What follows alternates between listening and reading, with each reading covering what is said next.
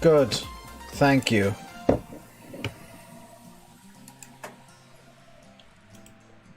Thank you for that restream. Thank you so much.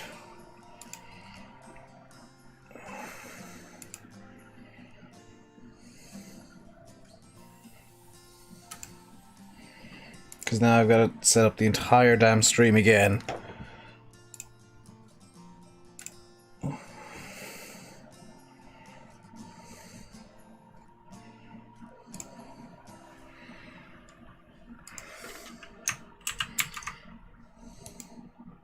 Hey, Mossy.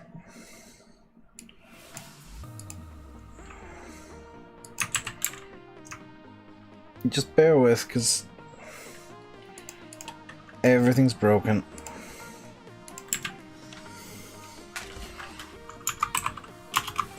No, that's not what I wanted. No, stop doing that.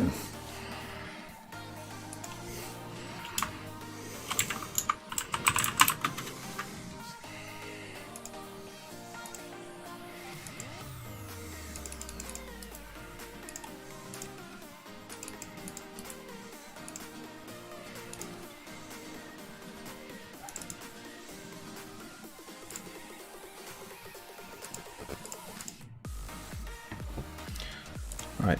Are my camera controls now working? Explain. Now they're working. And the time is say 40. 3:40. There we go. So where are the engine starters again?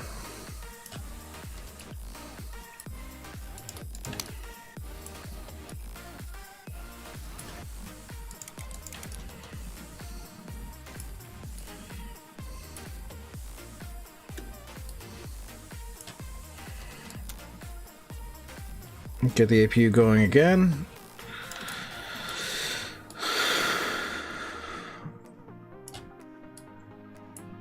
Engine starters must be up here.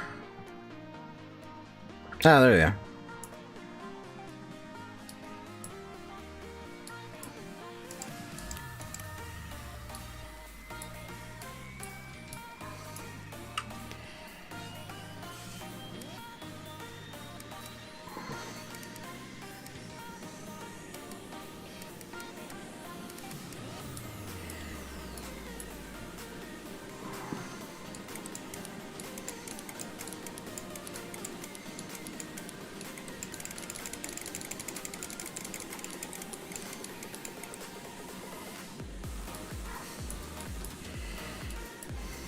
Okay, that's all set.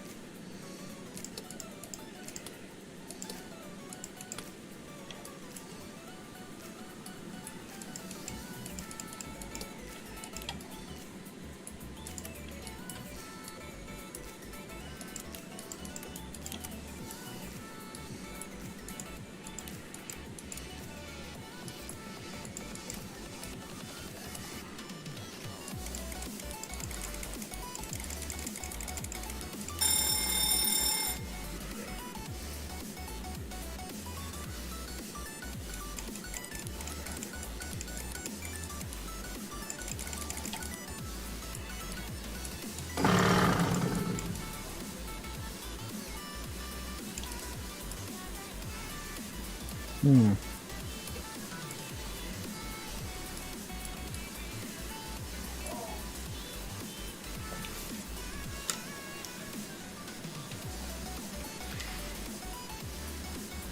Just waiting for the APU to come up to power, which hopefully it will.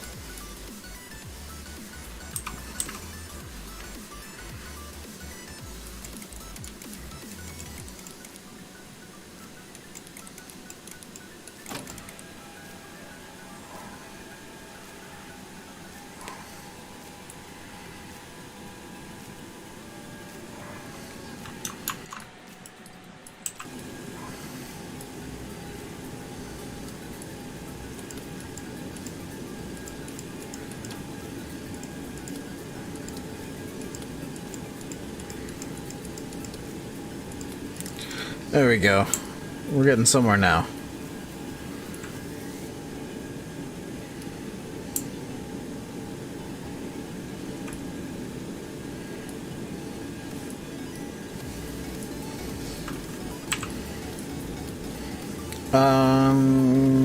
What was it I wanted to check? Yes. I want to check the loading. That's all wrong. Loading is wrong, loading is wrong, loading is wrong, loading is wrong. Payload needs to be 14.2. Cargo weight is 13.4. 14.2. Fuel weight is 11.8. So it's set up to 12.02. That's fine. Did that set? Yes, it does. Fantastic. In fact, let's reach some weight backwards. 14.5 will do.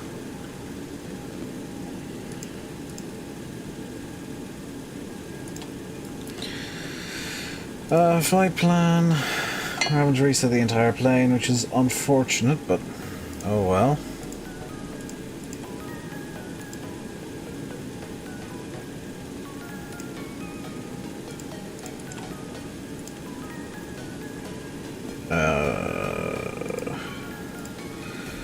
X248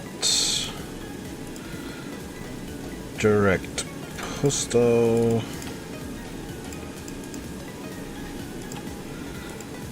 and then Gulf 202 to Sofia.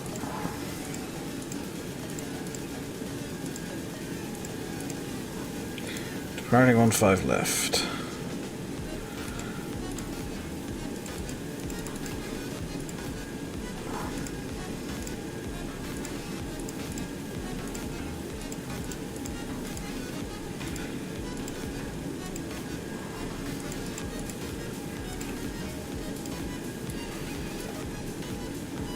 Here we go. You falling in love with Air Canada? Hey, 1134 as well, if you're here.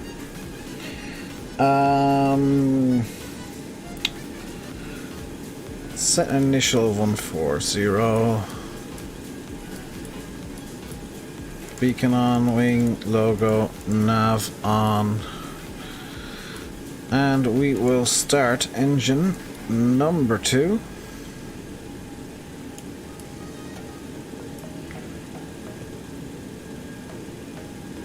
Which is not starting because I've left the packs on.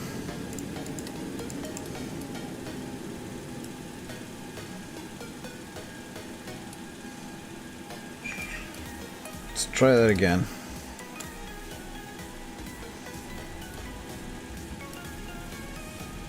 Start engine 2, there we go, engine 2's coming alive.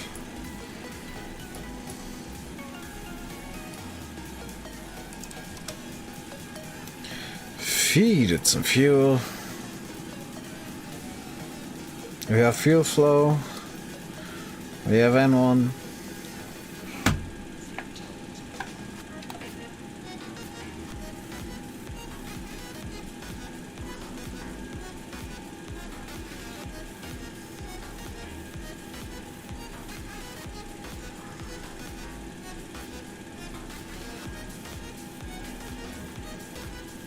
Temperature's good. N1 looks good. N2 looks good. Good start. Engine 2. start engine 3.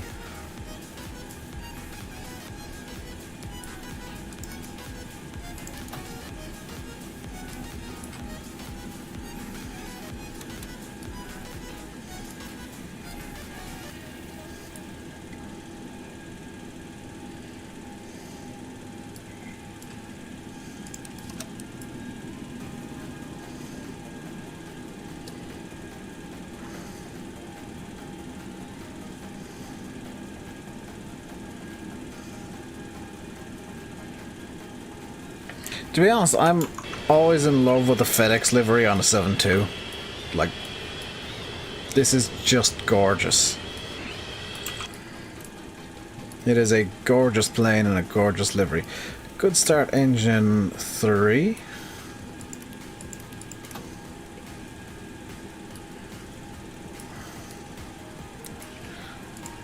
We will now start engine 1. Probe heaters on.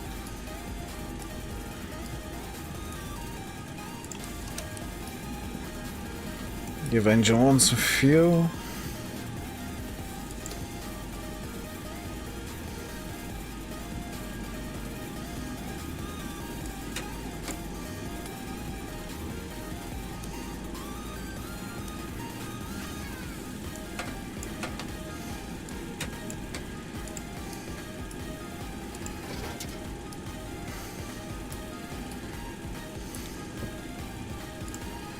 Okay, we want flaps 15 for takeoff. And engine 3 is a good start as well. Fantastic.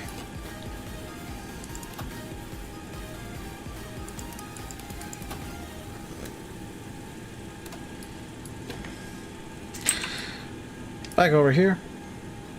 We can turn off the engine heaters. Or the fuel heaters. Hydraulic system. That's fine. Flight on. Switch that to flight mode. Packs can come back on. Galley power can come on. APU can come off.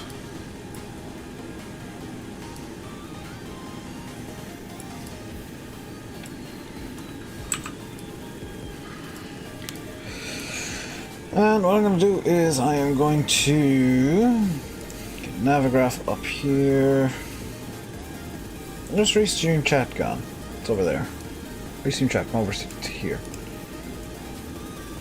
Oh, it's unloaded the flight. How nice of you, thank you. And I'm going to tune 112.9.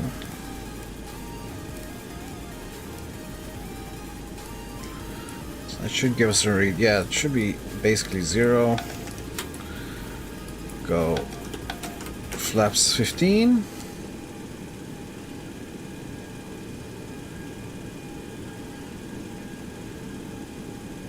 Indicated once, twice, and selected. Fantastic.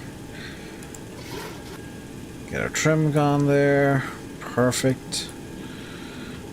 And set our bugs for takeoff. I think we are ready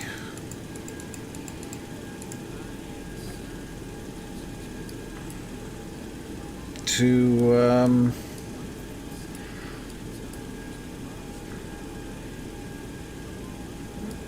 get on the move.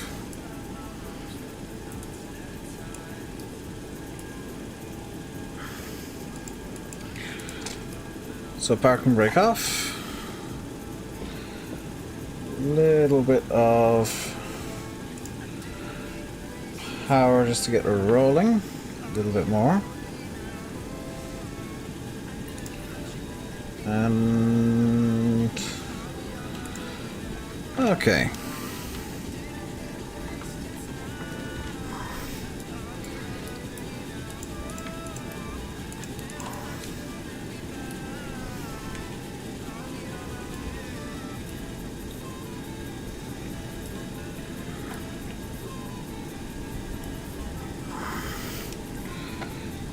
Flying the 7-8. I don't have a 7-8. I have this glorious beast.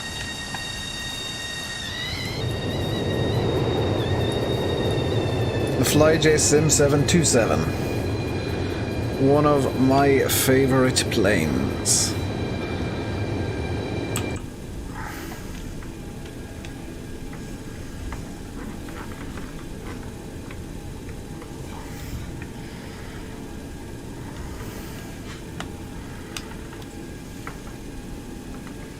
I should get it. I don't have the money to get it, quite honestly. Plus, I'm not a big fan of wide bodies. Like, modern wide bodies just don't interest me other than the 748.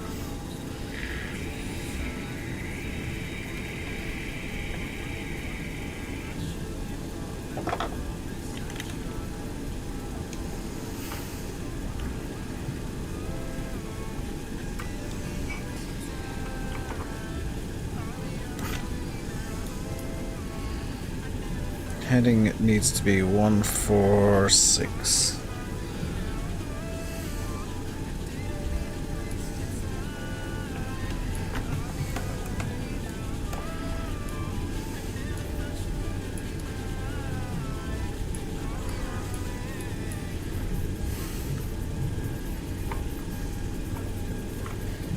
Big flame for the win. If I was to get like a modern-ish wide body, to be a 7.6 or triple, and I'd use it as a freighter.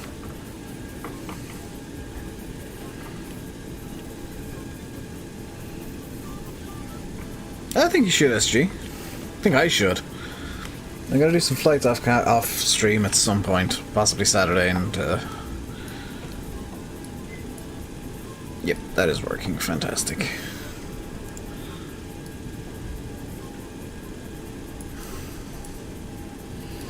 By the way, SG, I fixed the airport, if you remember. Whoa.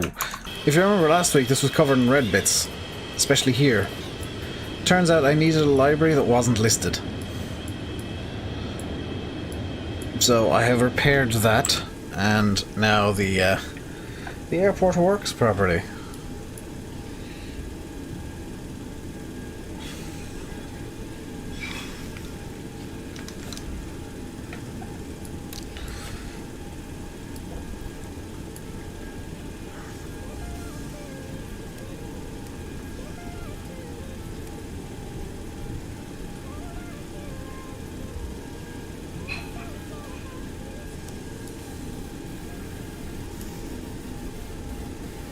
This is still your Expedition preset, yes, Matt. And it looks glorious with the FedEx 727 freighter on the move in Baghdad. You have the flight factor 7.6 and it's good. Yeah. See, I'm almost more interested in flying cargo planes, honestly.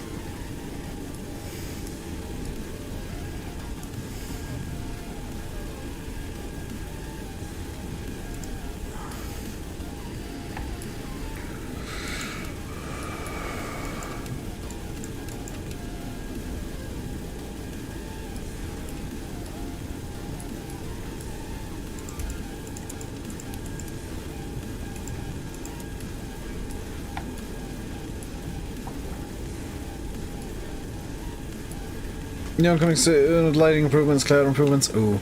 Yeah, the lighting has been a bit dodgy. You have to pay more for the cargo option with 7.6. A lot of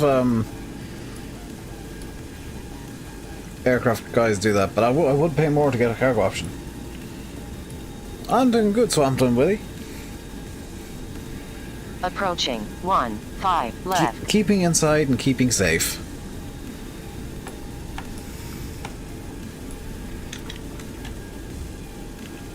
I want to go heading hold first off.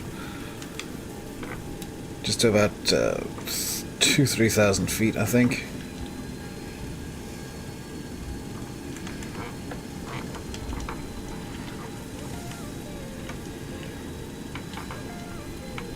On runway 15 left. Yeah, that's as well as I'm going to line up.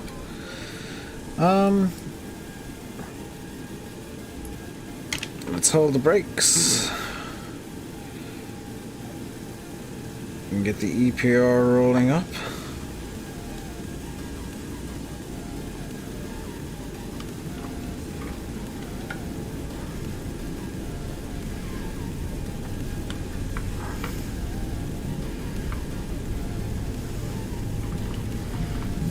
Here we go.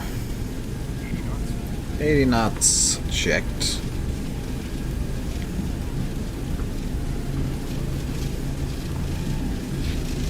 V1, rotate.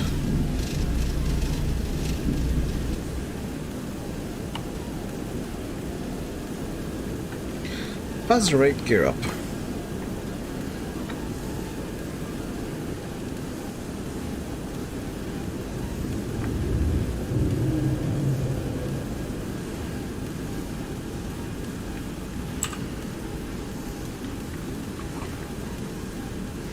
Do I have XP realistic? Yes, and I should have it on actually, come to think of it.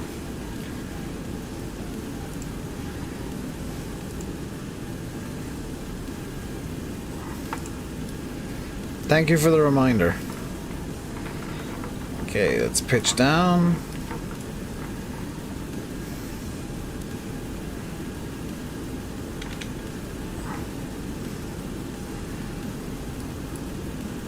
Sure that sets a GPS.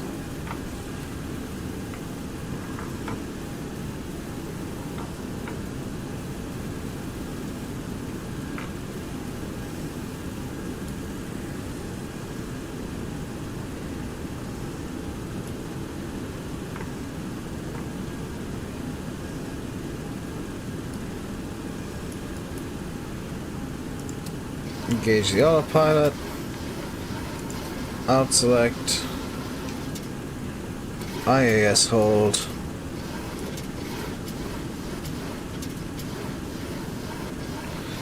Set an IAS of 200.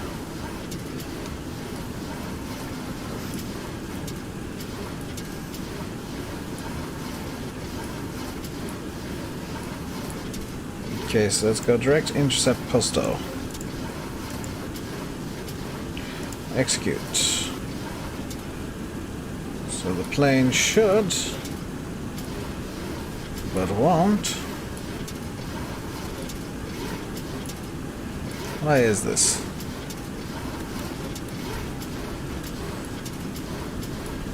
Oxnav? There we go. And we'll bring this up to 32,000 feet. Go flaps 5.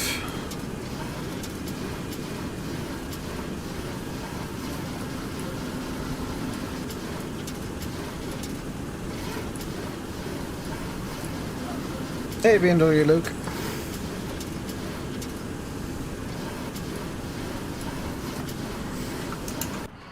This is gonna get loud. This is a loud plane.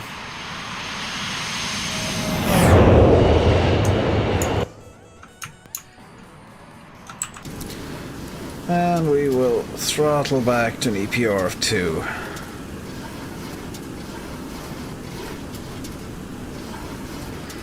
There we go.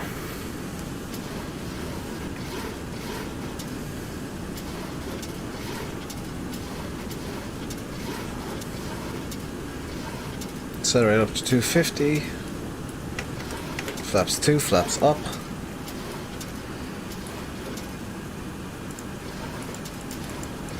Forward boost pumps off.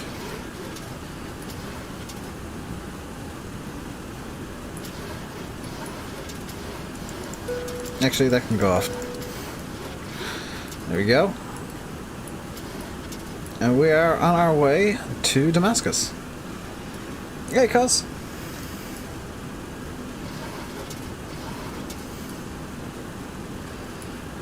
True airspeed, 278 knots already.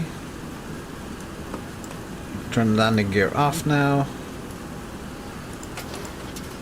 Disarm speed brakes.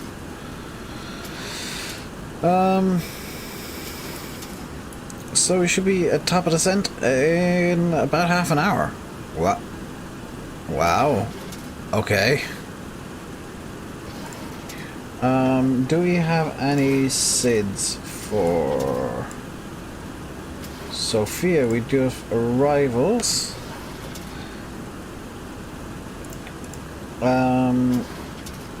We're 2-3 right, so we'll go ILS 3, 2-3 right.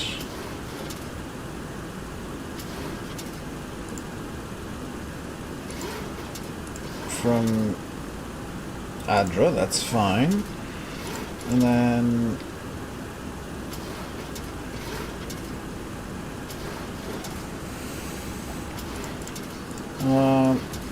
let's do some flight planning here. SIDS.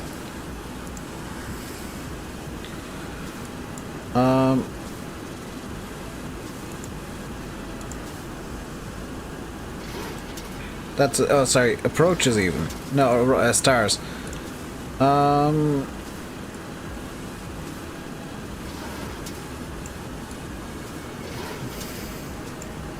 I'll just bring you into the VOR.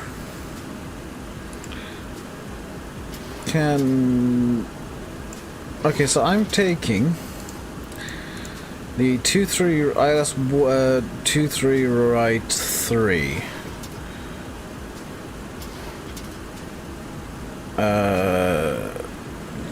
I think. Yeah, ILS 323 right. I'll just overlay the chart and just pin it real quick. So our star is going to be Kilo Sierra Tango, because I want to get to the Damascus NDB, ideally. If I can get to the Damascus NDB, Kilo 1 Charlie, Tango 1 Charlie would get us there. Well, let's take the Kilo 1 Charlie, I guess.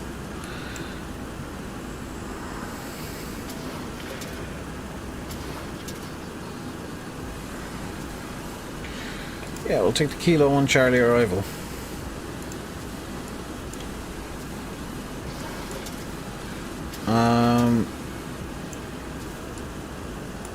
And I'll delete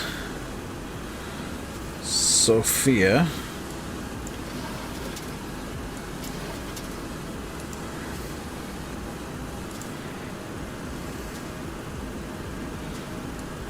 Actually, I could have kept Sophia. You know, delete that. And then go Abbas, insert after. Golf 202. And then insert after Sophia.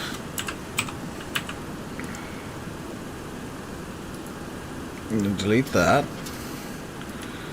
Then delete that.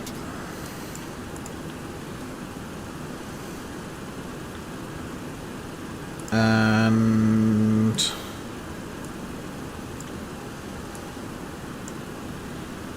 that should now work. Yeah, that'll work. Because I can go from Sophia direct to the NDB. Effectively. So I can change that to just be final, activate. It's fine. Okay. So now I am able to openly chat with you guys. How is everybody today? How are we all doing? Is all going well? How is isolation treating everyone? 114.0, transfer that, and that goes read where we actually want to go.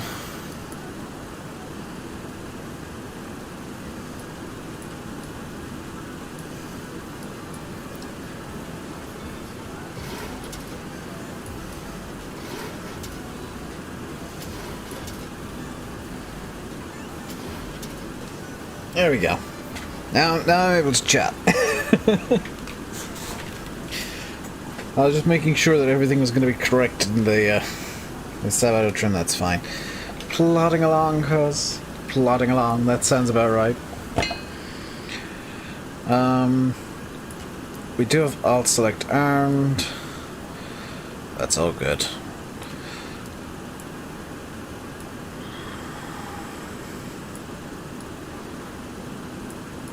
That is all good now, and we will be doing more than just one flight today, by the way. This is just the first flight. We will do a couple more because I've got time to burn. I'm not in a situation where I'm like, I want to only do 2 hours and that is it. I will have only the most efficient stream possible and that will be it. No, we're gonna just go for a while. However long I want to go for, we'll go for. Hence why I don't exactly have a flight plan written up as in the title as per usual. So we are currently headed. I'm just gonna update the map in real time here. We are currently en route to Syria. From Syria we'll be going to Lebanon. From Lebanon to Cyprus, and in Cyprus I'm going to swap planes if we get there. Desperately wanting to play X-Plane. You're buying planes for a game you can't play at the moment. GG. In Cyprus I'm going to swap planes to I don't know what actually yet. How long is this leg? 33.6.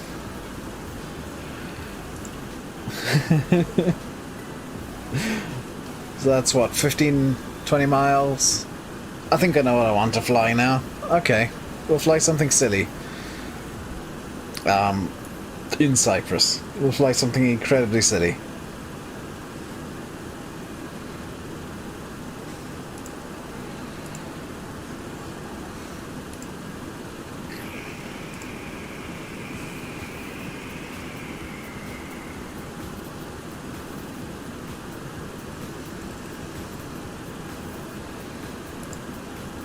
That's assuming we get to Cyprus, because this is a fairly long journey.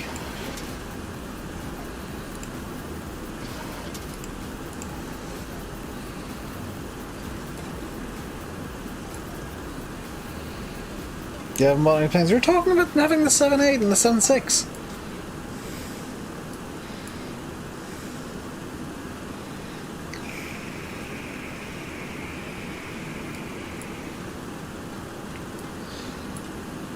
How are we doing for fuel? We're still good on fuel.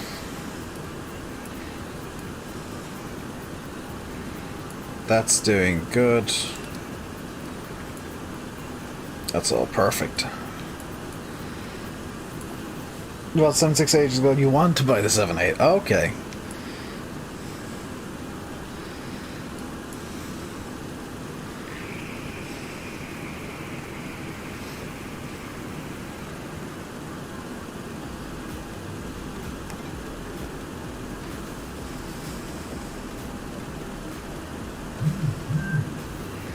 Why did my phone go off? Where is my phone? There it is.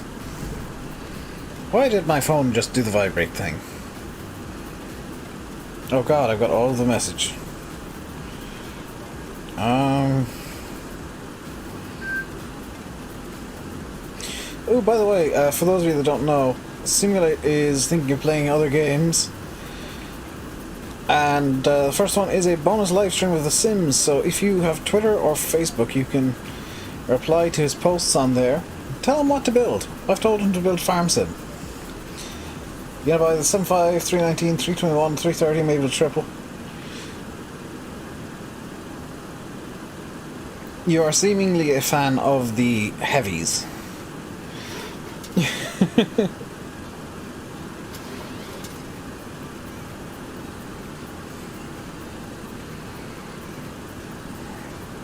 I am much more a fan of narrow-bodied. I am much more a fan of the narrow boys and many engines. More engines than are in a way necessary. I like tri-jets. The MD-11 DC-10.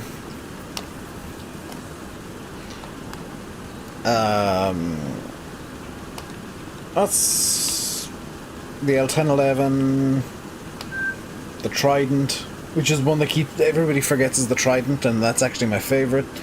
The 727.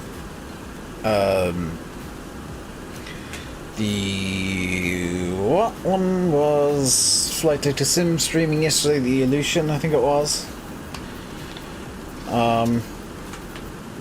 Obviously 747 because it's got four jet engines. What's the one?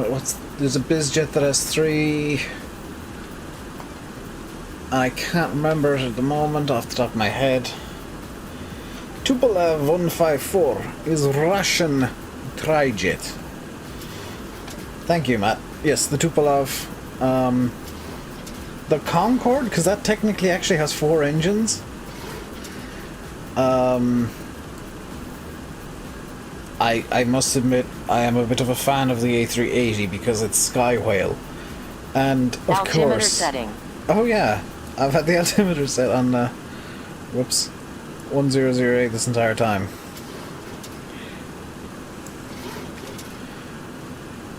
Zero 13. And over here, 1013.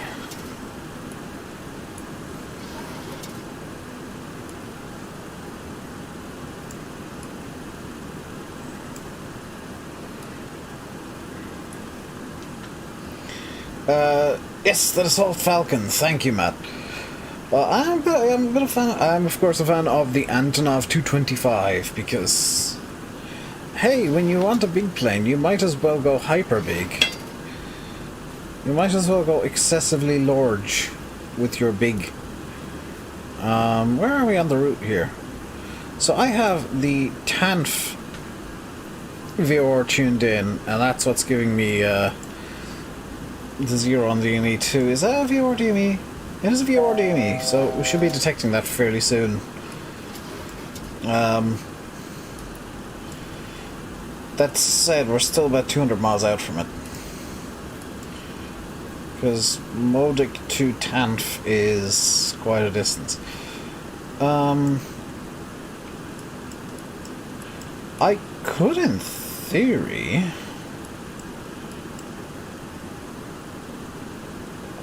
I could in theory do this by radio nav. I'm just looking at it now. I could actually do this by radio nav because we're at 270. We're the heading of effectively west.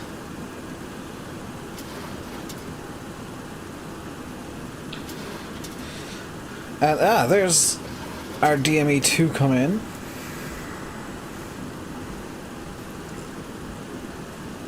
Let's set this to Vorlock.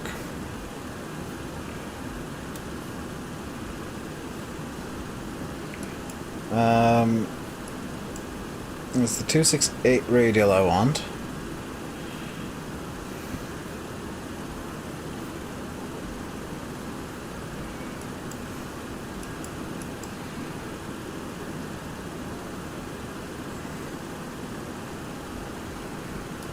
And we're 194 miles out.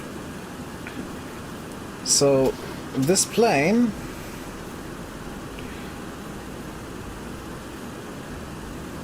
is no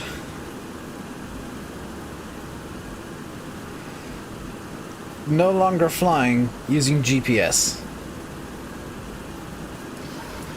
I am flying this raw data suddenly. And from TANF, I want the 263 radial.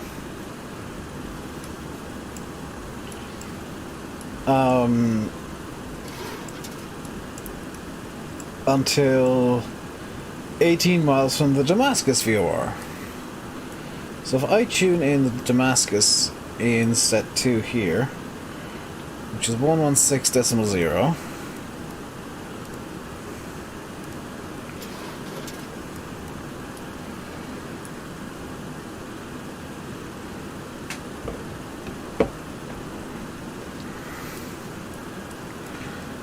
I'm gonna need to just set this to navlock. I just realised that's why I was just going off in a random direction, just wandering.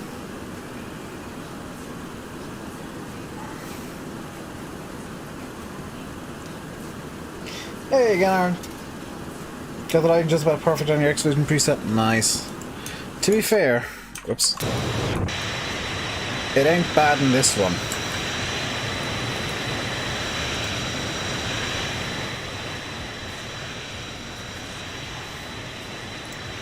It ain't bad in this preset at all.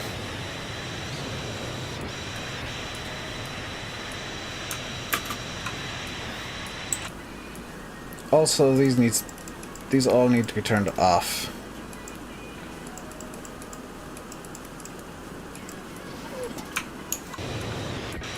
There we go. The little stubby wings on the 727 are adorable.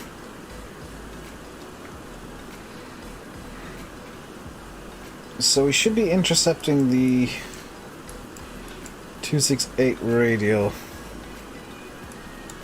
soon.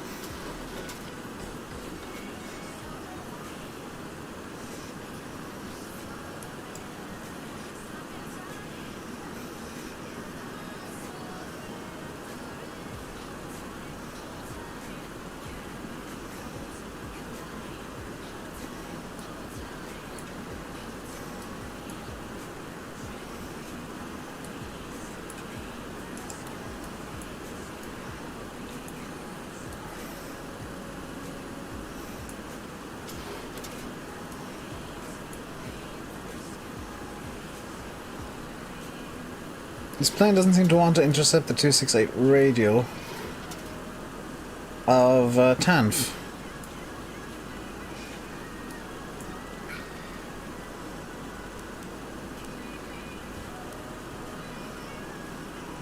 Oh, now we're intercepting.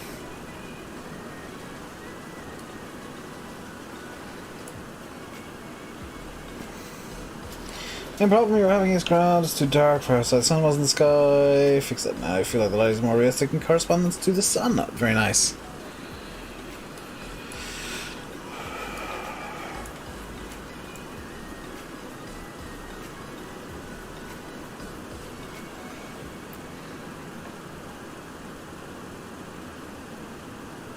I love the 7 too. Because you have to actually manage the thrust as you go along.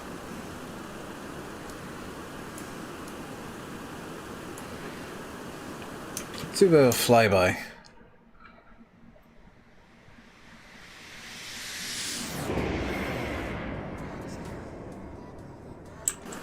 Yes. We're going Mach 0.86. There's 86. Mach 0.85. Wonderful. About as fast as a 747 flies. X-Plane, yeah, that's the problem with X-Plane, is it takes forever to load. It's like, I want to play some X-Plane in like 10, in like 5 minutes. Let's get it loading.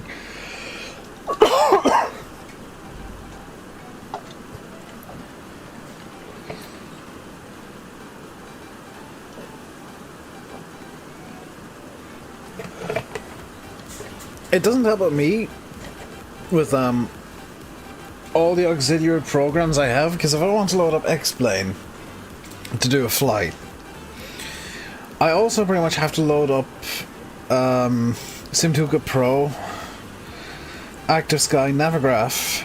Is there something else? No, Simtuka's Pro, Active Sky, and Navigraph, just to do a flight. This is on top of X-Plane, so it becomes this infernal headache of trying to get everything to work properly. And trying to make sure that everything's loaded in properly.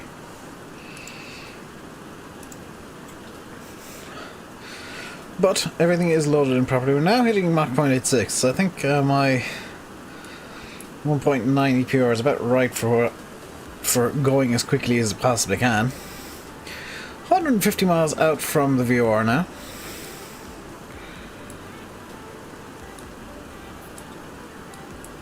What I'll do is I'll just very quickly set heading here. Swap back onto GPS and see what it does.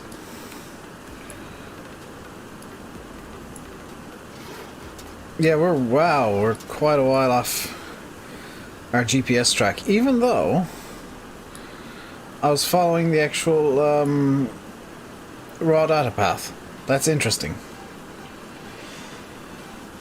Simtuka Pro, Actor Sky explain. Yes, Simtuka Pro is so useful. What is so much better than Project Fly? Especially seeing as like you've got the little data bar at the top. Is it connected to my... It's not connected to my sim, is it? Why is it not connected to my sim?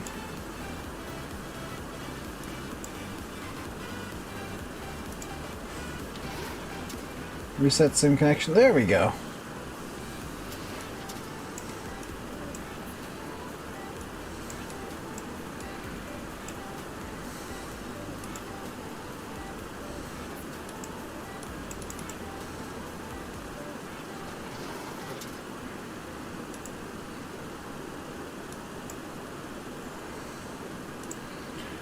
I have fixed it, I think. Yep, I fixed it, although it's probably going to say pre-flight for the entire thing.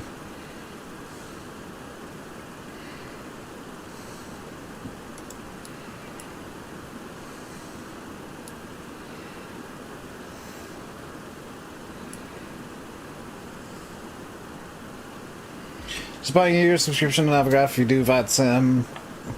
That'll, yeah, I mean, if I had the money together at one point, I will just do... I'll cancel my monthly sub and just do a yearly sub. But the way things are right now, I'm kind of better off just setting out a small bit per month and paying a bit more overall to get the same things. Because at least if I don't have the money one month, it just won't take the money.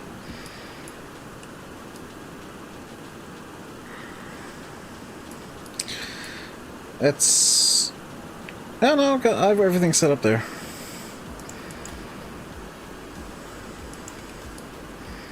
Can I do a PA? I don't know how. Hello passengers, this is your captain speaking. I don't know if you can hear me, but hello.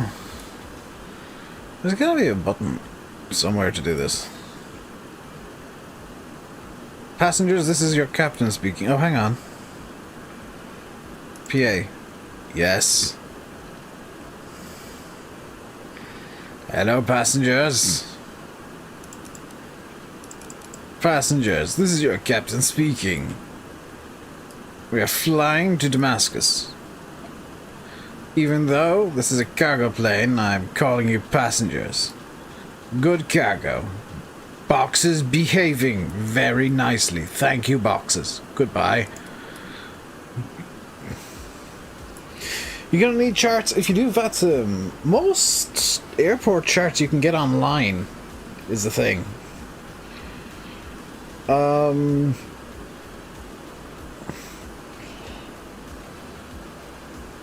Like you can actually get most...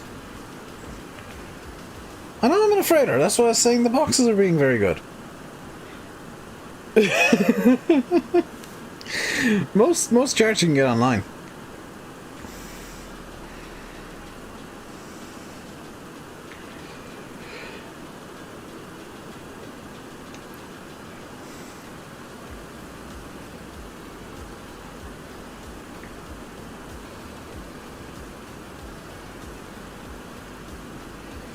I am enjoying this music so much.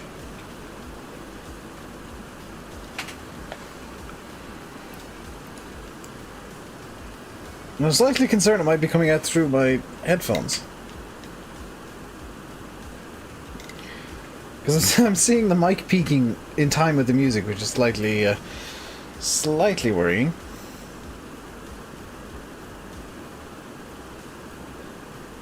No, it's just convenient peaking, okay. With Navigraph shows your actual plane, so you won't get lost. This is true.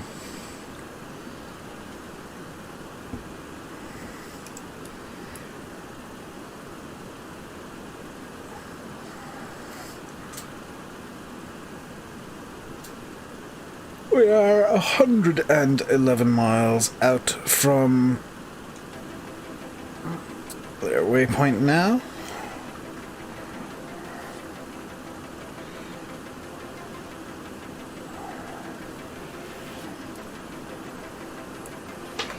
Flying over, surprise, surprise, more desert.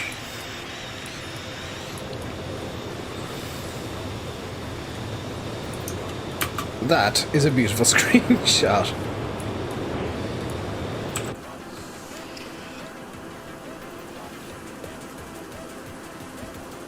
Okay, I got this player. This. There we go.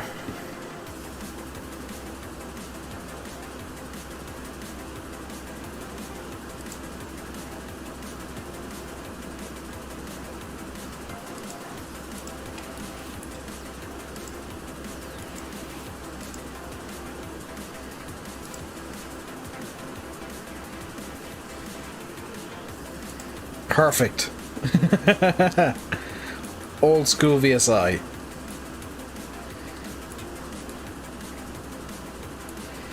You 100% will get lost and told off if you just got them online. I mean, if you put them into your FMS, then no, but if you didn't, then yeah. Because you probably don't know how to fly raw data. Because raw data flying is literally like you tune in a bunch of radios and monitor all your equipment clusters, which is kind of why I like this view here with the 6-pack. It's an 8-pack in this, very much visible. So I can see very quickly my speed, altitude, artificial horizon, vertical speed, spare artificial horizon, and heading with relation to a waypoint. And then you've got the engine clusters over here, where I'm kind of monitoring that too, to just make sure that the engines are good. So it might not look like I'm doing much, but I am actually monitoring this plane constantly. How are we doing for fuel? Center tank is down to 6,000 pounds. Left and right tanks are at 6,500. Kind of 6.2k. There's no problem with that. Come on, I'm talking to SG here. I mean, I just actually want to verify something real quick. What is the identifier for TANF? Okay. Let's go DME1.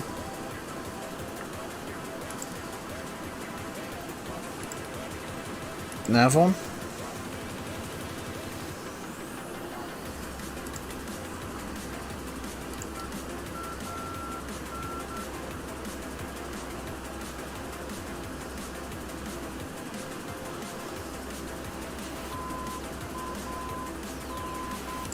Yep, that is in fact TANF I've got loaded in as Nav1. 24, 46. I should be able to get the Damascus distance up here now as... Yes, we are 191 miles away from Damascus, and I just want to check this.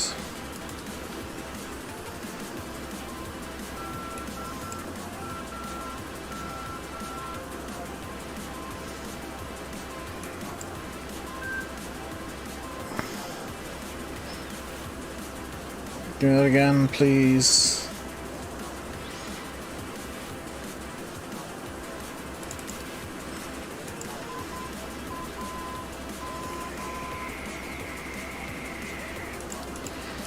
Yep, that is Damascus tuned into DB2.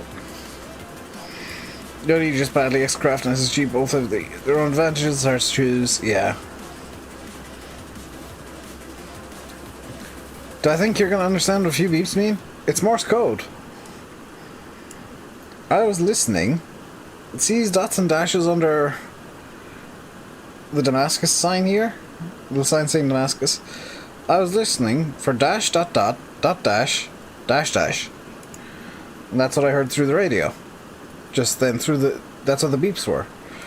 And the first one I was listening to was TANF. Dash dot dash dash dot.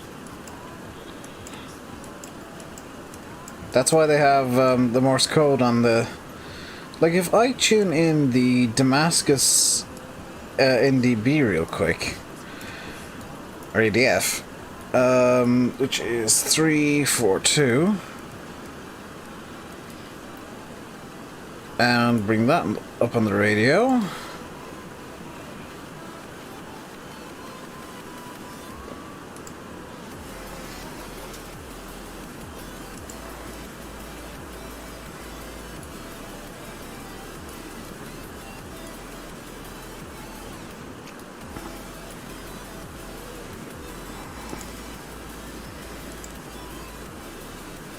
We're not in range of it yet. Wonderful. What's the range of the Damascus ADF? Or NDB? Range... Power 25 to less than 50 watts. Okay. Stuff that. What, you don't know... You don't want to know how to identify, NDBs. We're going Mach 186 now, suddenly. I think the wind's changed. By the way, yeah, that's another thing about the 7.2 Sim SG. I don't know what the winds are.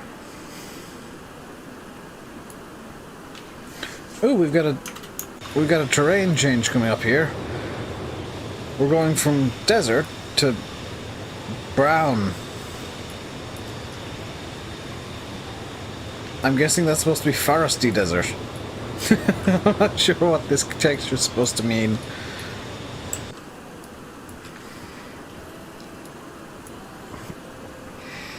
We are 249 miles out. That's not right. Direct to... What's our next waypoint? Direct to Modic. Please.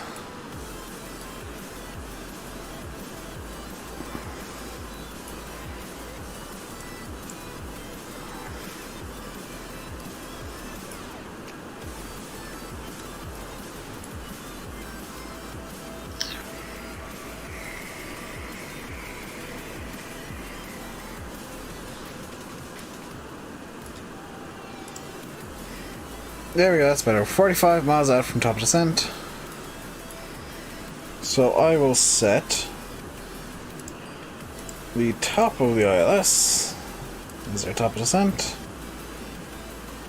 And that is 4,000 feet.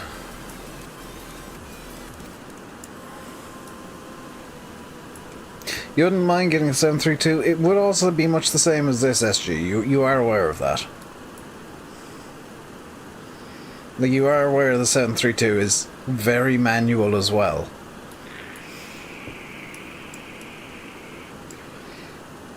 And our minimum Cat 1 is 211.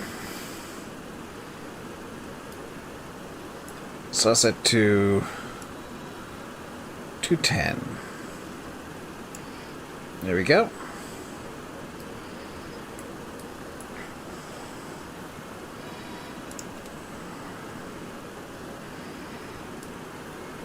And seeing as we're on that now, I can tune in the ILS on 109.9 and 109.9. Some respects 732 is more manual from your experience with it. Can't think of what aspect, but you know you've bought that in the... You saw that in the past. 732 and 722 are from kind of the same era. The only big difference is I don't think the 727's older.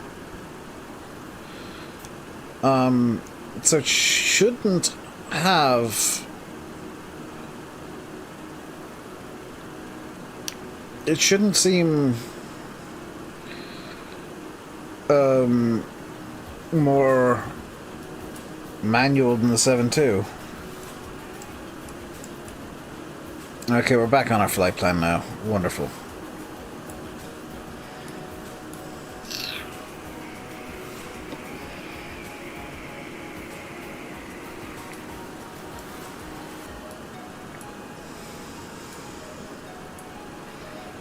It has an actual nav screen so you can see where you're going without beeping things.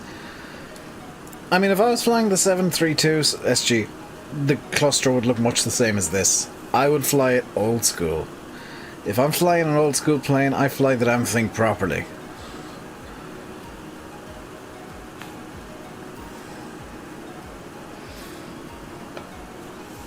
Because nothing is as fun as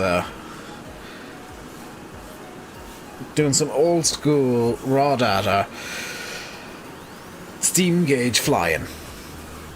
For me, at least. It's not for everybody, but for me, give me steam gauges. Steam gauges are where it's at, yo.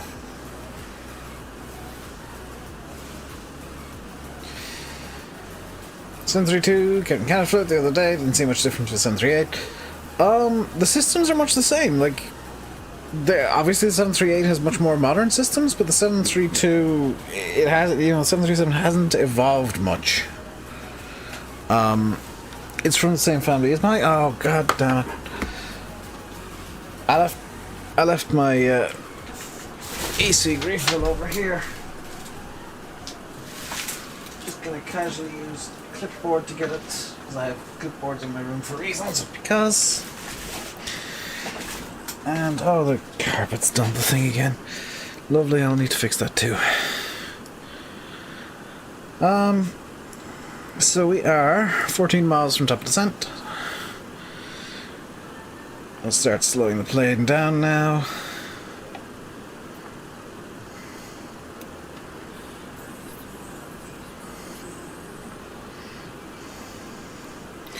All the switches are pretty much in the same place. Like, if you know 738, you can fly 732. It's just a bit more manual.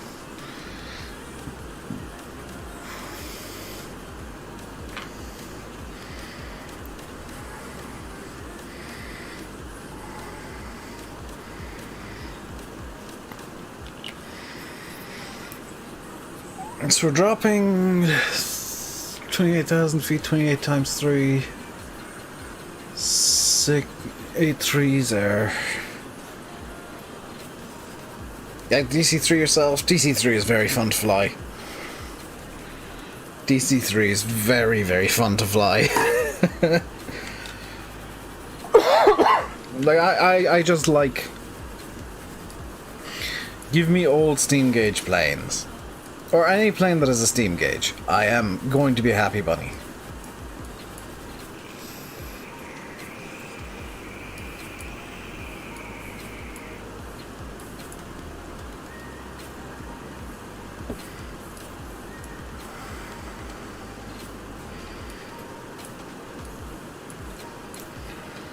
Okay, 3 miles from top descent.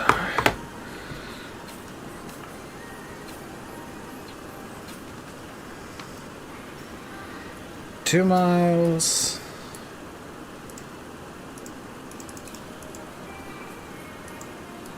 290.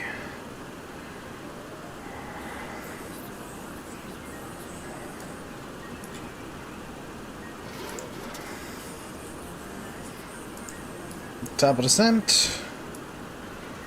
So IAS hold and alt select. And full idle.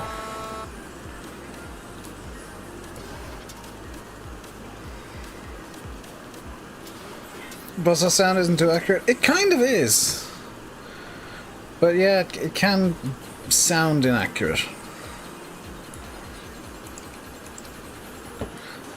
Let's tell the cargo not to smoke and to buckle up.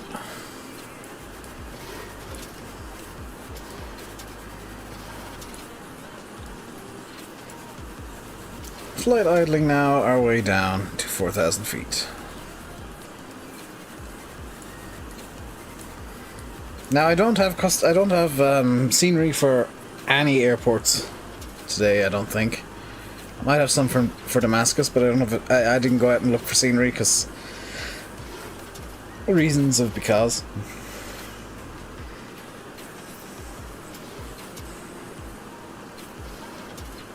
You've been on a 757. I've only ever been on A320, which the flight factor sounds are basically perfect.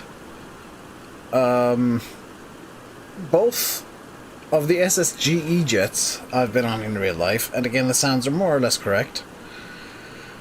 A bunch of 738s, both some of the older gens back in the early 2000s and the NGs. And the buzzsaw sounds are correct for some, depending on what engines they have on. That's it, I think. Yeah, I've never been on a 737. Or 737-700, I should say. Or anything that's capable of doing long haul. Never been on like a 75 or stuff like that.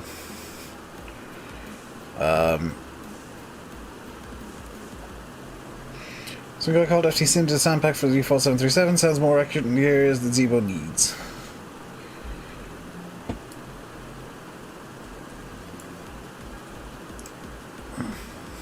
How far away from Damascus are we here?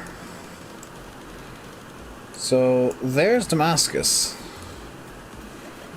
Because I can read Arabic now apparently. That's Damascus. That is our next stop after that. What different engines can you get? It's not that you can get different engines, it's that different generations have different engines. Different generations of 7.3, so like I've been on older 738s and they had different engines to the NGs. Just like the Max has different engines to a 737 or a 738 NG. So the engine sounds may be incorrect for the NG. DLI, DHS, EMD, DPM, FOY. All Ryanair. I've been on one of the KLM 738s. It's so weird having been on like all Ryanair, all single class 737s to then go on to one that is a business class. Because then you suddenly have like all the curtains and stuff and it's very bizarre. But I will say the flights that have business class are much higher quality in terms of overall service. Because, like, even Aer Lingus, they don't have business class on their short hauls, but oh my god, the service was basically the same as Ryanair's. Like, if you want anything, buy it. KLM and Air France both did a free service. They did, like, they handed out snacks and little cakes and stuff.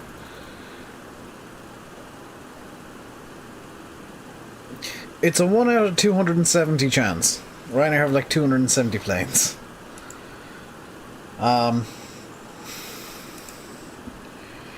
You can Google what livery. Ryanair, Boeing, livery. I think I've spelled that right. The Boeing livery Ryanair is DCL. You have not been on it, Matt. Dodge Charlie is the Boeing livery 73. For Ryanair at least. Not that. Not that again. This. I can close down. And this. You've been on a Jet 2. I've been on a Jet 2 738 as well, actually. Over 450? I meant, that's possible too. I have been on a Jet 2 738 twice. Because when I was living in the UK, they had a flight to Cork from Newcastle, and Cork has a much more convenient airport for me, but the flights were way more expensive than Ryanair, so I literally did that trip once, and then went Ryanair the rest of the way. The rest of the time, so...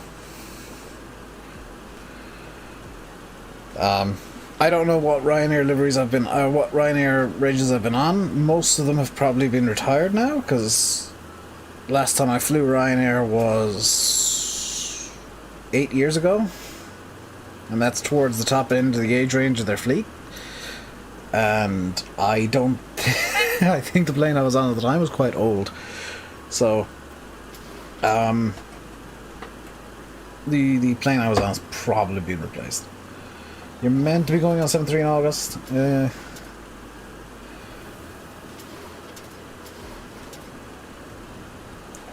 I mean, everything's kind of intended now. I don't think there is any airline plan is solid at the moment. Like Ryanair said, they're going to be running weekly flights to the UK, not daily, weekly flights to the UK now, and several other destinations until the start of April.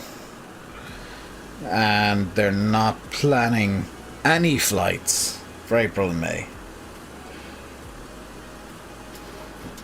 July, man, that holiday is basically gone.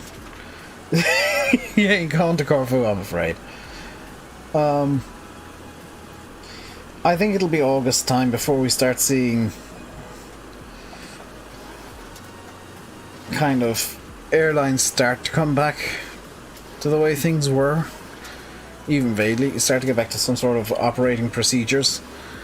I did see Norwegian got their 300 million Norwegian kroner or krona to stay alive. Fully expecting that, yeah.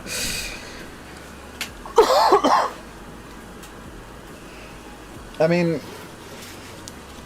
it's more important to keep people alive than to keep airlines alive, to keep air travel going, to keep holidays going.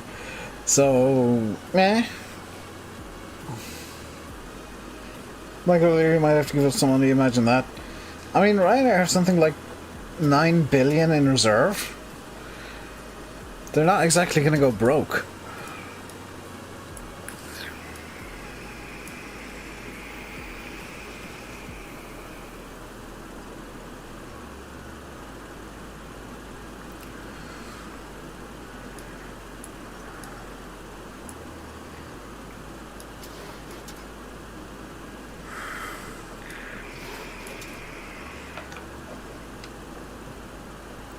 We are actually descending too quickly, believe it or not. So I'm just going to put a bit of engine power in.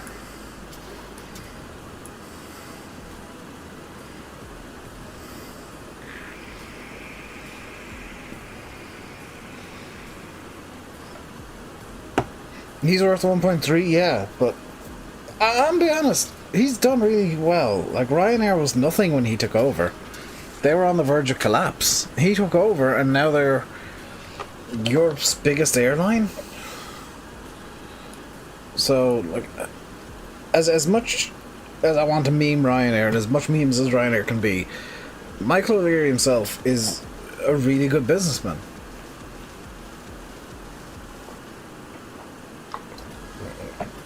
You know, he took an airline from nothing to being worth billions, and they did collapse. They might. I think he bought Ryanair.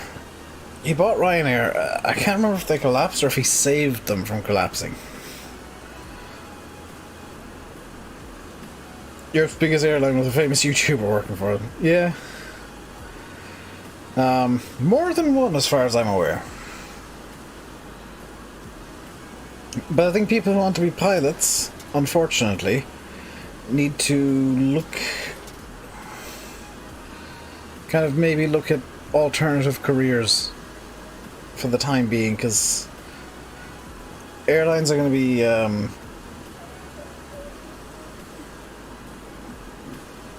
kind of reducing staffing levels for a bit, I think.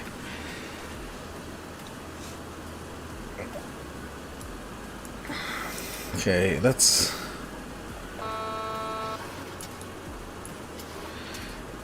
get descending again, and we'll set 250 here. Whoops. 250 knots. We'll start planning our landing here. We're gonna land flaps. We'll land flaps 30. I think flaps 30 is fine. Yeah, I'll set bugs.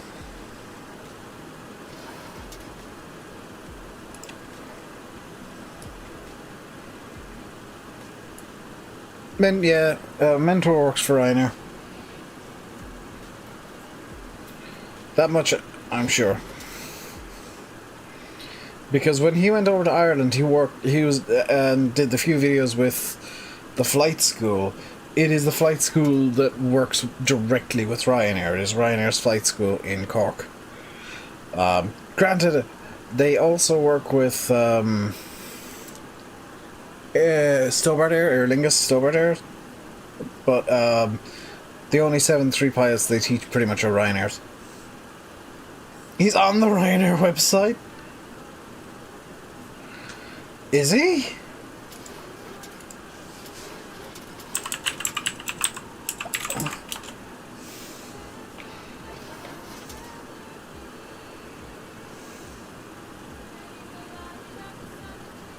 Where?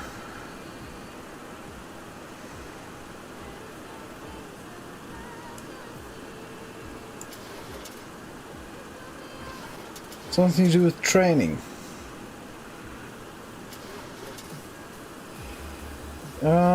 Training. Careers.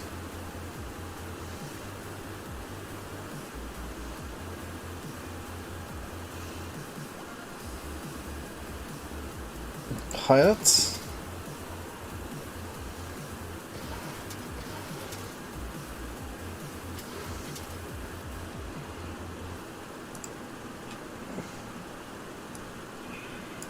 Oh, flight training.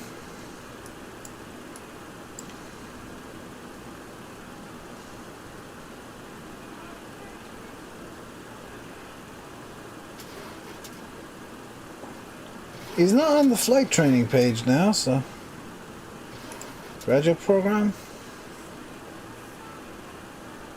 I don't know. I'm not gonna spend the next while looking. Got speed down to 50 knots. We're good. Now's a good time to switch nav1 to that and identify. So I'm looking for the ILS. Okay.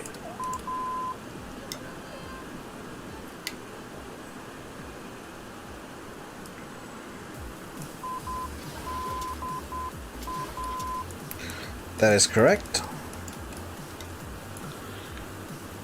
ILS identified. What's the difference between Ryanair and Ryanair Sun? Ryanair Sun is a sub-company. It is the daughter company of Ryanair. As the operator training manager for all Ryanair has passenger on, I worked.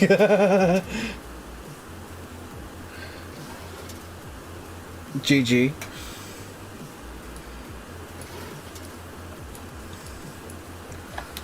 Okay, let's get the speed going up again. The vertical speed going down even.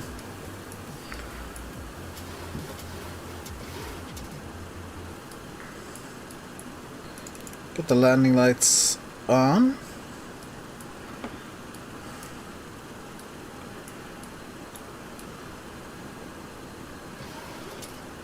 Where do they fly? They just operate Ryanair flights. I don't know where. I think it's Polandish they fly. Because like Air Malta is Ryanair. Lauda. If you ever see a Lauda Motion A320, that's actually... Or a Lauda A320, that's actually a Ryanair flight. Ryanair UK, which have a single 737-700 for licensing reasons. I think for tax reasons too. They own Buzz. Ryanair own more airlines than you think. And I've just realised that I have not set my arrival in. Oh. ILS 23 right. Set Damascus 1. Actually, we won't set anything there. Clear. Okay. Arrival. Cancel mod. IS-23 right 3, there we go.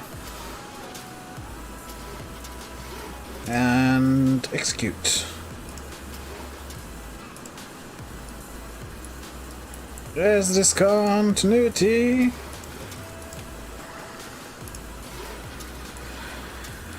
There we go.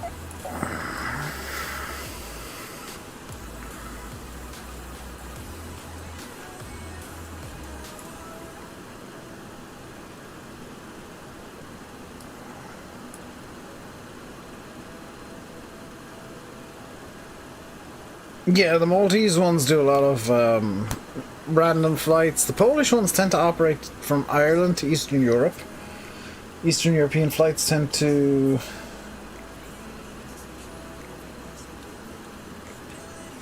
Kilo Alpha is a 700. Have they bought a second plane? There is a UK registered 700.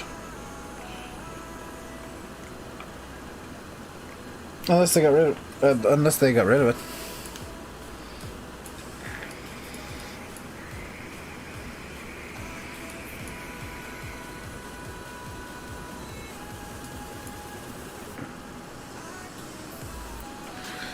Okay, let's slow this down to 200 knots. Which is min clean.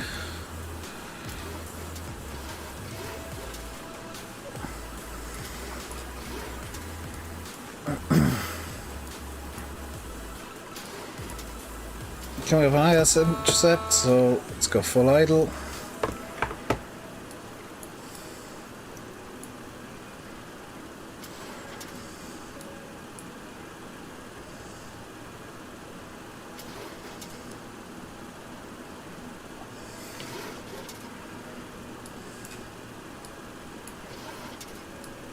Okay.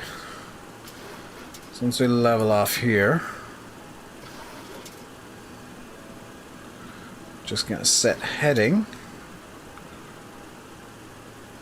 There we go. Heading select.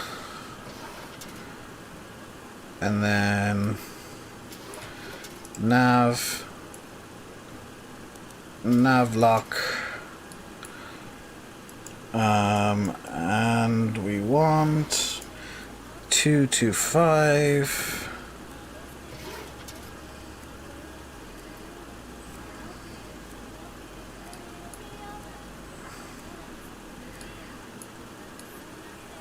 $199.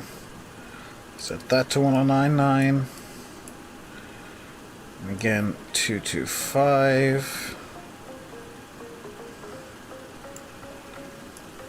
This plane's the wrong way.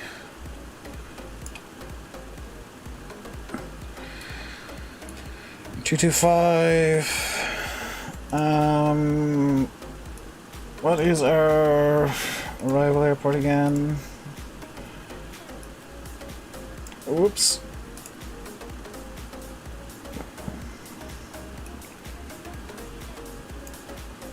SDI.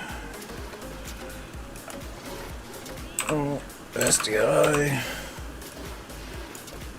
1011.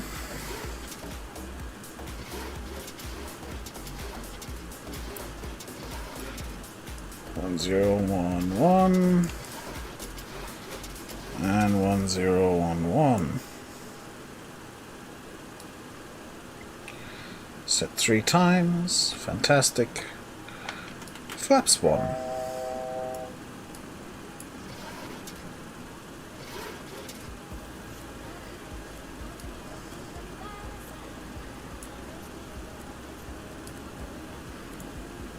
Going up to ILS intercept.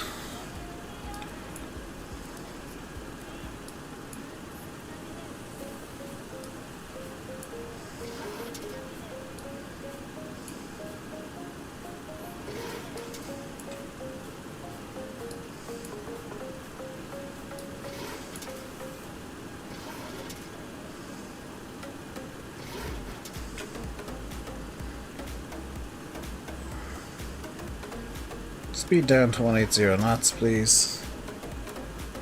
Streaming Tron up with the sub box and play by notifications. Yeah. I don't know why it's done that. You found the mine shaft. GG.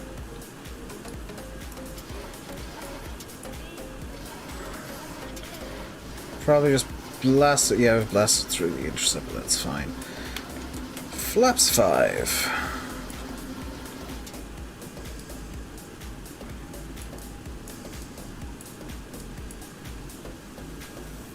Speed down to 160, please.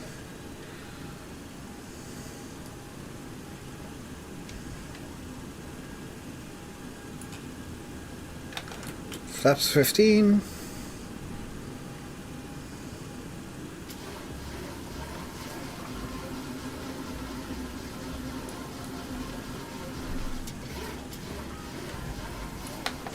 Gear down.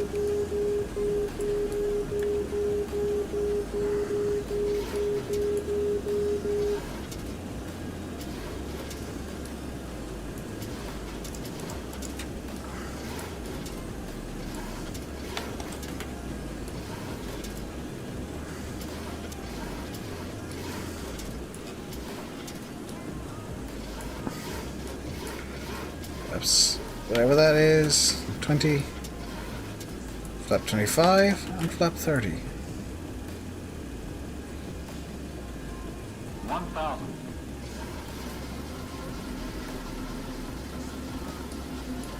Just let that trim out for a minute.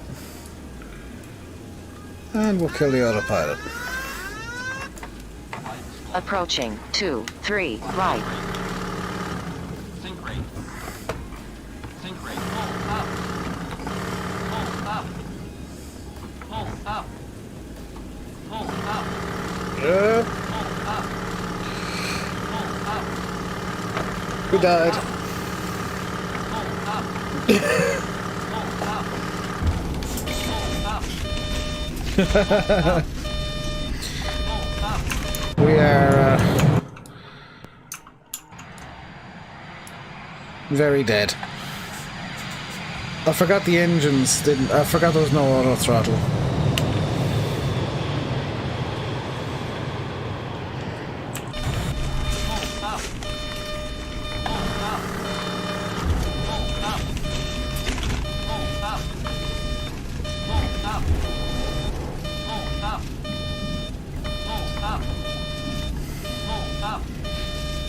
Okay, let's see. Do I have any control whatsoever?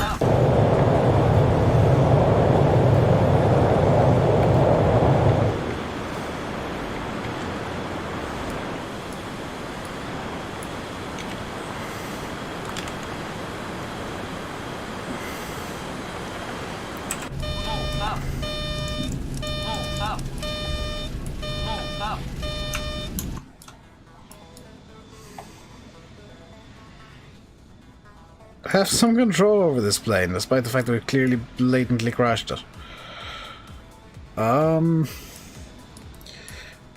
Very, very dead. I stalled it.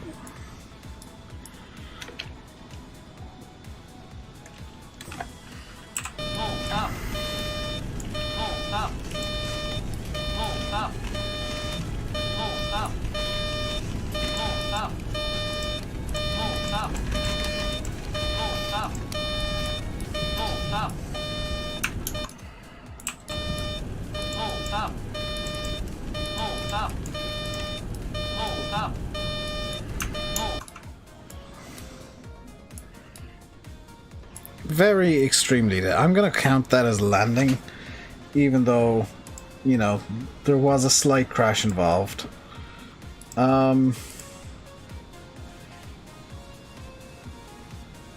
Nobody in Damascus is getting their Xboxes today. New flight from Where are we, Damascus? OSDI.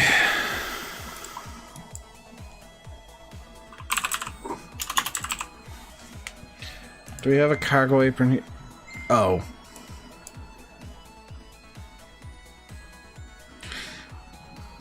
Kind of real quick go on to the X-Plane forum and see if there's any Damascus scenery. Because I need Damascus scenery. I'm not I'm just not gonna 2013. 2019, that's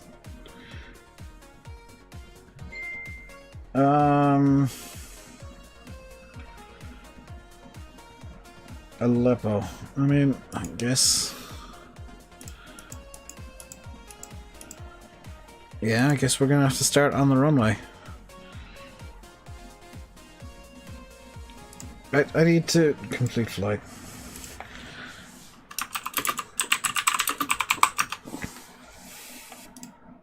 Oops.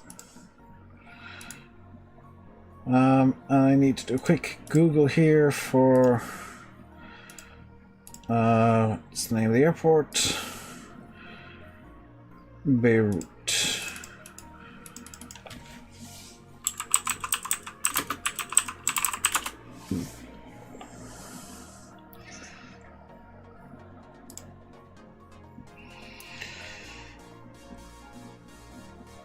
Okay, so it's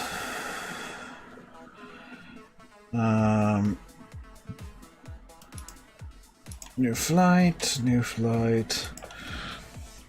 OSDI to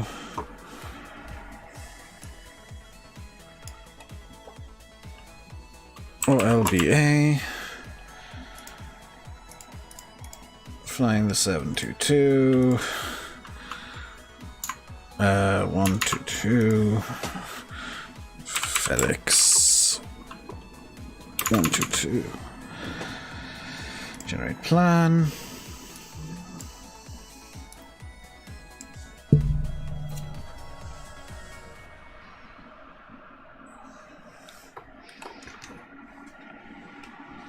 It's going to be off 23 right. I'm just going to start in 23 right.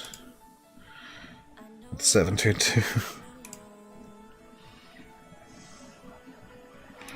Okay, this is a very wonky looking flight plan, but okay. Fly now.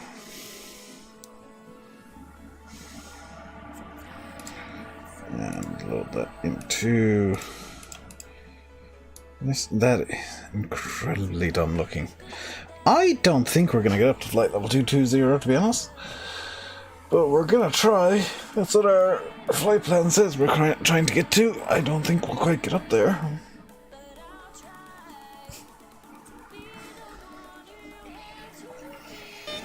Pull up. Do you know what? I'm gonna get lazy here.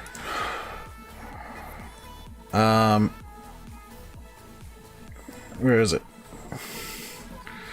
Reload the current aircraft.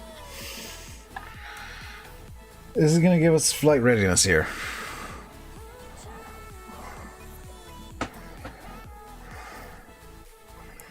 It's gonna take a minute. And we should have... On runway 23 right. All three engines are now running. We'll take off flaps 15. This is going to be the quickest setup because I'm not going to restart the plane properly. Payload 12.9, so let's put a bit more here. Oh no, that's a bit less. A bit less in the front. Bit in the cargo holding the rear. 12.9, that's roughly it. Fuel required is 7.5. We have 11.3 currently in, so let's bring it down to 8.1. That's fine. And we'll really quickly On enter a flight runway plan. 2, Yes, 3, I'm aware right. I'm on the runway, shut up. runway 2, 3, right. And our route is... where is the route? Here we go. OSDI to OLBA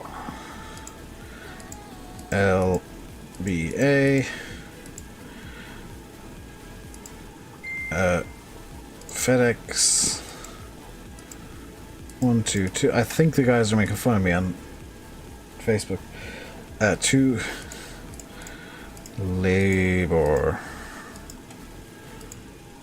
Execute departures from 23 right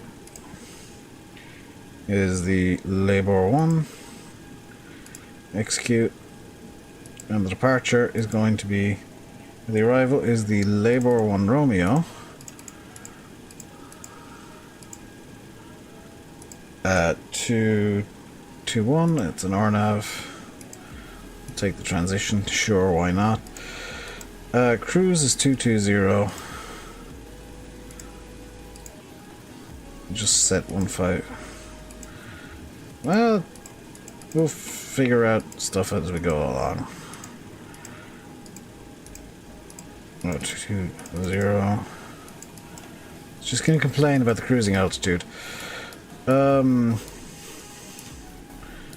to set this real quick. So 220. Count altitude of 0.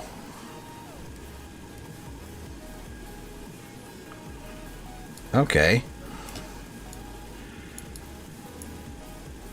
There we go, now it's set. Yeah, we'll set On that runway 150 as 2, well. 3, right. On runway 2, 3, right. I'm aware I'm sat on the runway, shut up. Set bugs for flap 15, departure. There we go.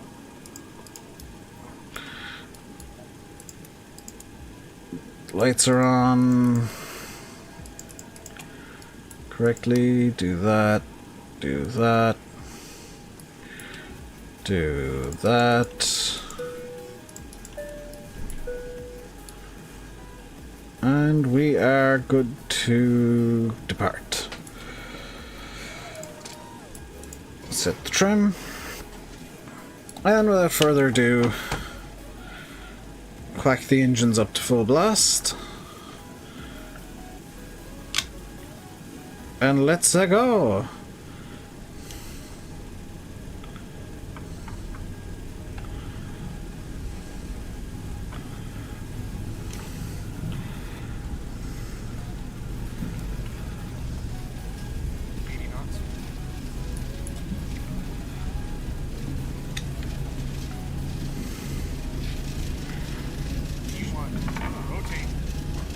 Let's get her rotating.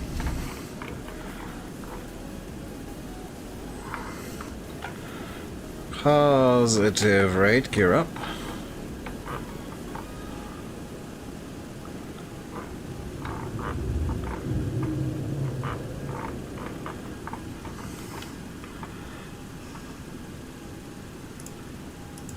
GPS.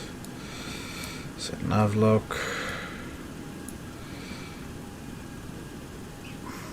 I'll select engage, I'll select IAS hold that.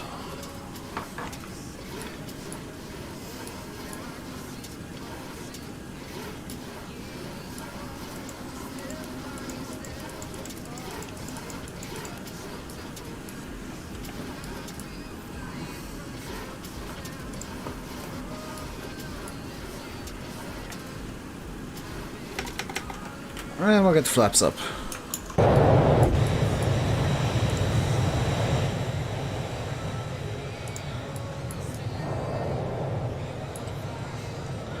Slats retracted, and there we go. We are off to Beirut in Lebanon.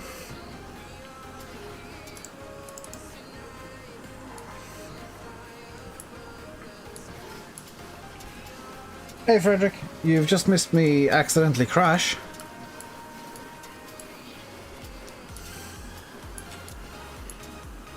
For the first time in a while in these, actually.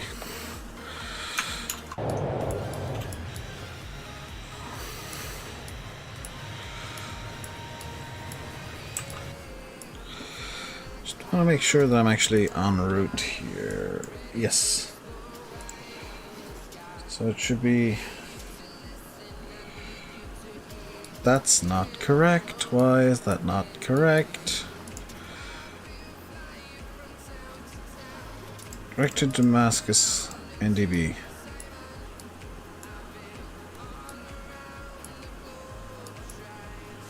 Direct to Damascus, NDB. Okay, direct to Adra.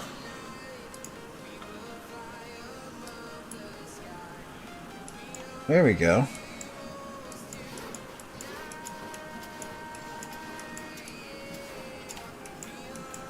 Where is Adra?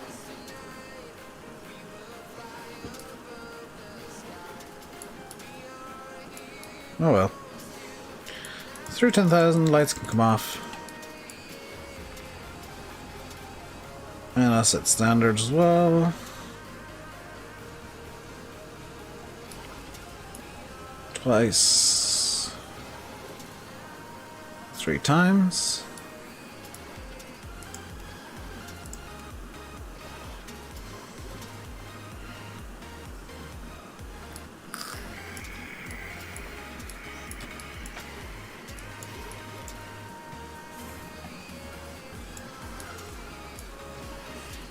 And it is going to be 1162 1162.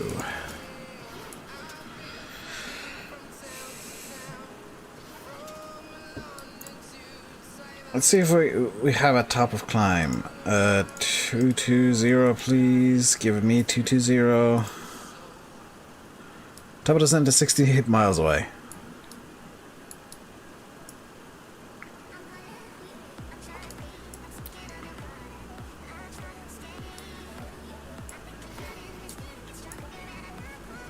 I'm just going to keep takeoff power and hope that the plane decides it wants to do something nice to me. Hey, Chris. Thought I did say hello to be honest.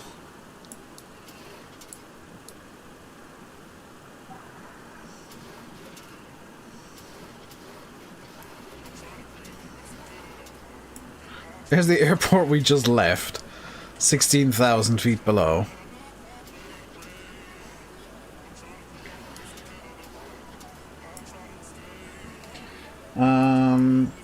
Leave one Romeo. Actually, set the RNAV. Leave one Romeo. What are my restrictions? Libor at 240 or above. I can't do that. Cedar is at 130. What I'm going to do real quick is I'm just going to run off and give you an exterior view of the plane. So I'll be back in a moment.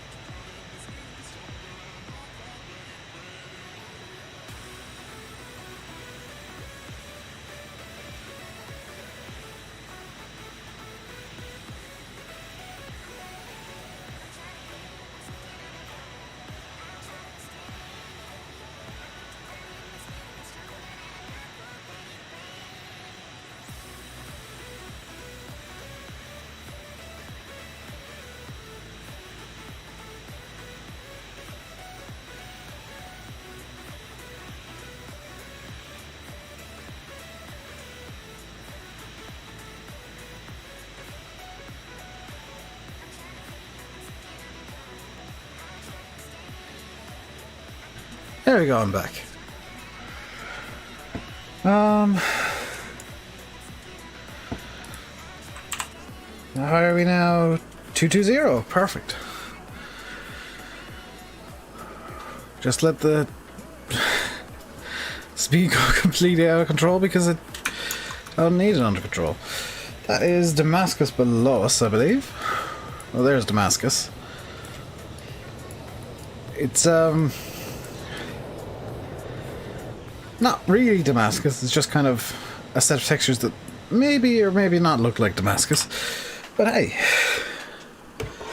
we're in the air, we're flying. That's all that matters.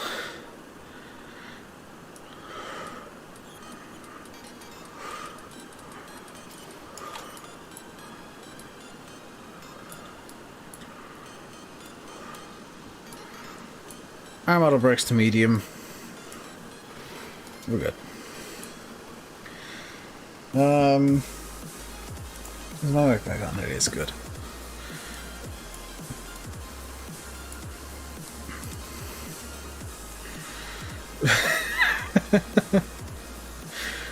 We can max out at 400 knots.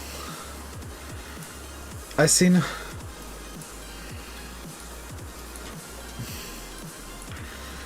Rare speed, yo.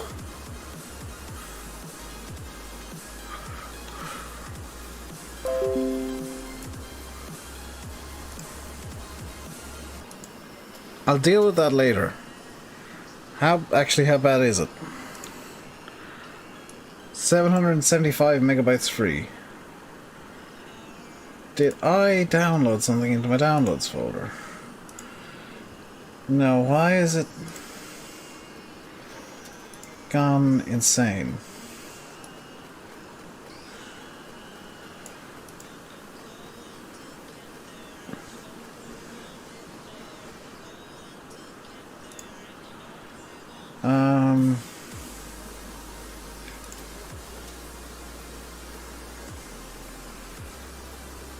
Something's installed to see that shouldn't have been.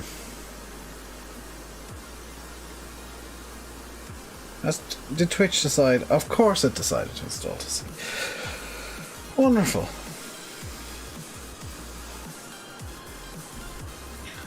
I'll deal with that later.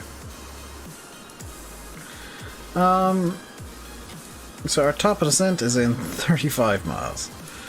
And we will be descending to... Where's the chart? Hello, chart. We're descending to 13,000 because we can't get... I mean, we could get to 240. Let's get to 240.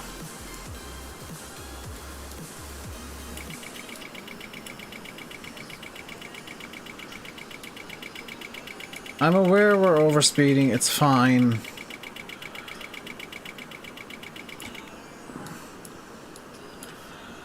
Um, 1,000 feet, please.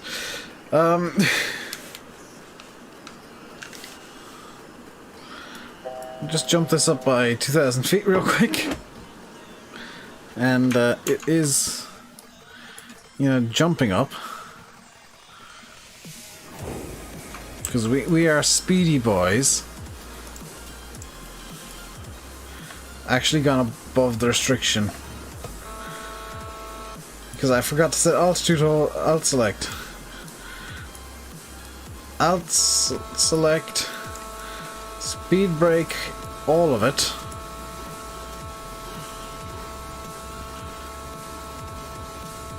And I'll set 300 knots here.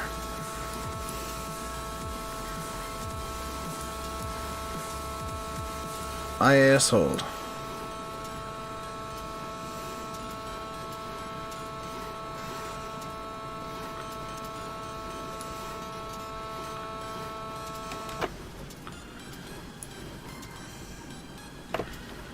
There we go. No more speed brake. The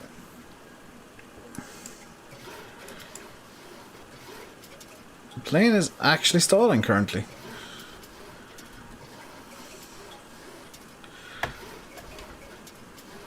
Magnificent. Let's get the speed back down to 250 here. so the plane has a fighting chance of not dying. Because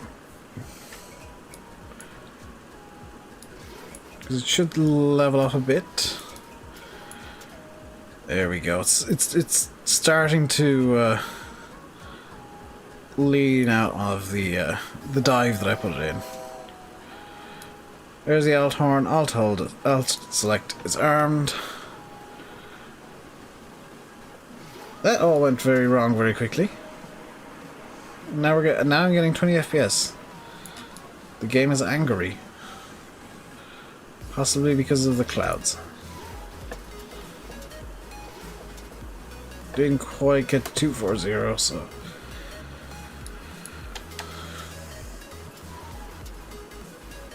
241, 240.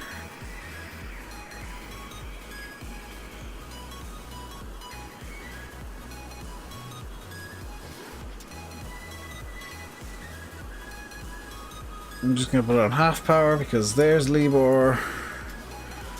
We're now descending down to 13,000 feet.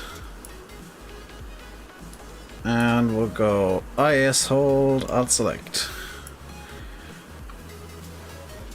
And 290 please.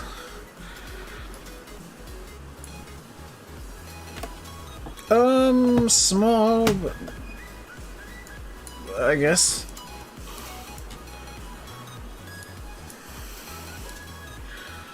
We got some. Good grief! The sun is an angry laser. Good grief! That's quite. Can I get a? Hang on. Soundboard.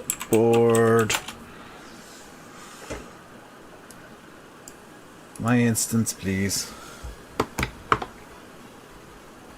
Yes. The sun is an angry laser. Oh. Sun laser.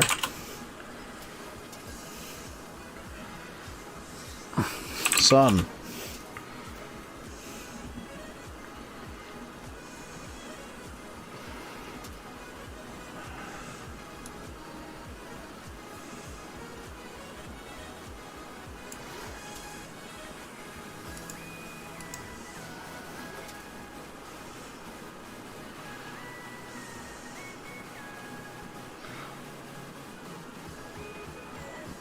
Does this not have...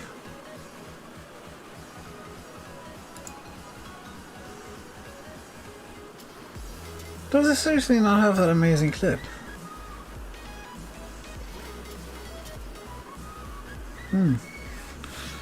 Laser.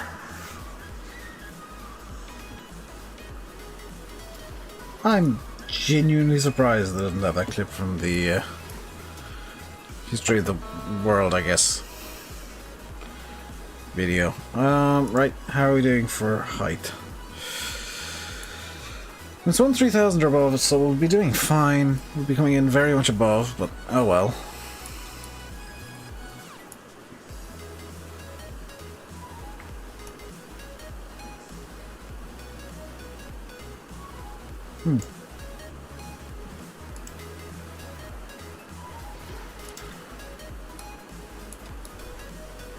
Oh, my FPS is tanked again. Stop trying that, because I think you're making everything angry. Does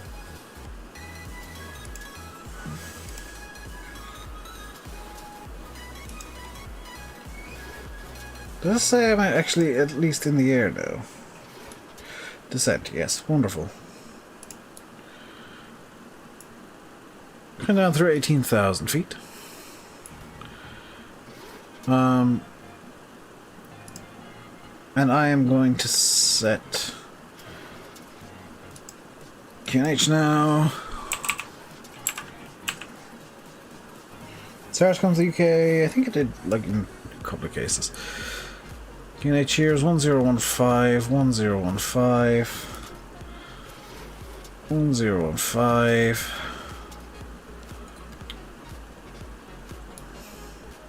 Set 3 times. Server sense 2010, temperature 18, dew point 12, that is fine. Get landing calcs up here.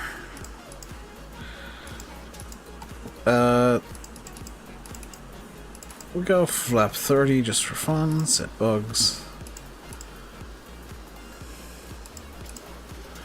There we go.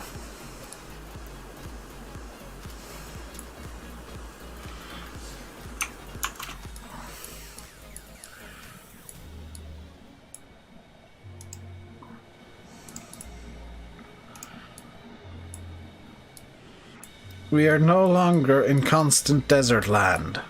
We are now in mountain land. What, by the way, is our landing altitude? Because I never bothered checking.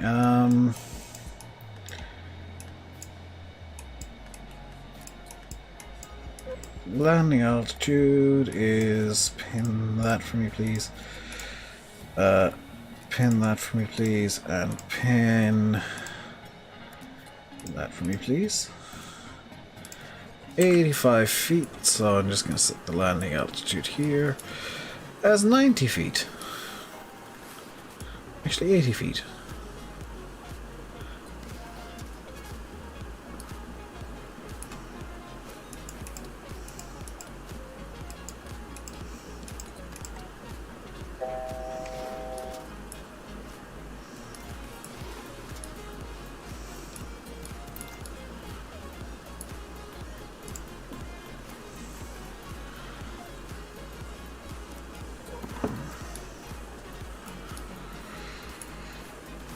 Doesn't look like ortho. It's not ortho. I've not been using ortho at all.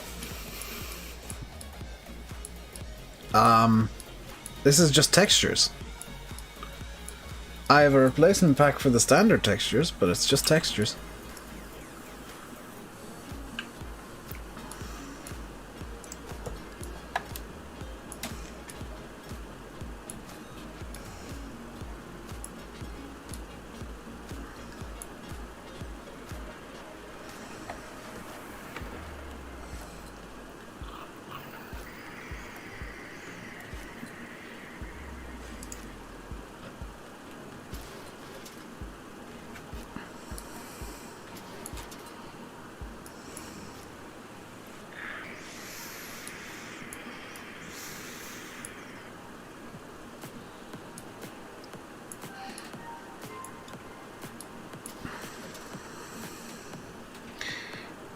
Minimums are... Oh, wow.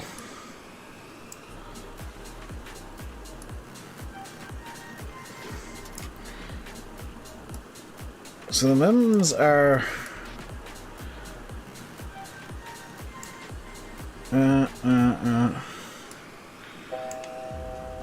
over 1,000. Decision height is 1,100 feet.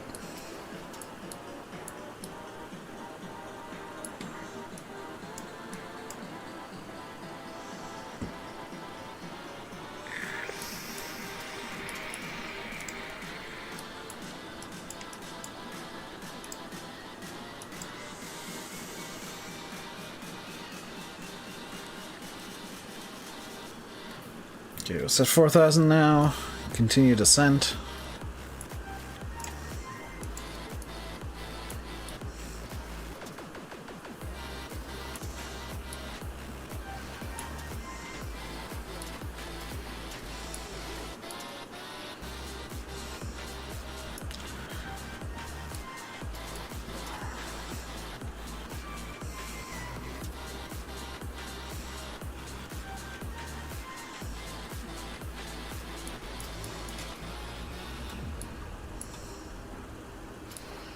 That was actually really convenient timing because I need to get to the hold speed down to 250 anyway.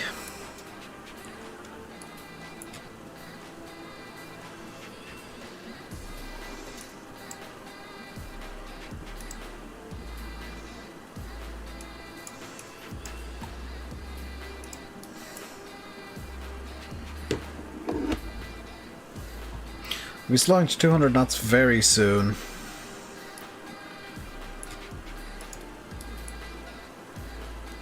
Yes, perfect.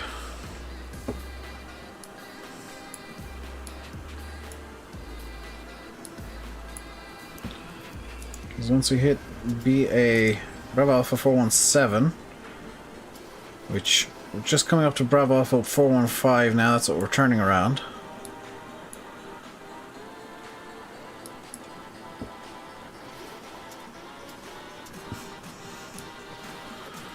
Bravo Alpha 417 is going to be a point at which we start our final descent down to 2,100 feet for the actual RNAV itself. Which I'm hoping this thing is capable of RNAVs, because if it's not, I'm screwed.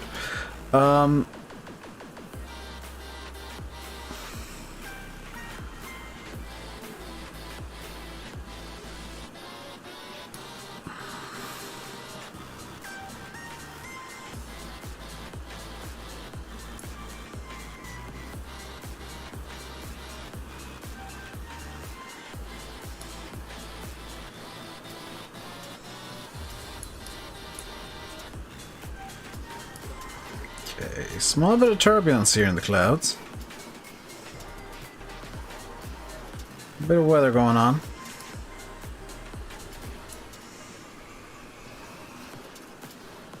Okay, we're at 4,000 or above.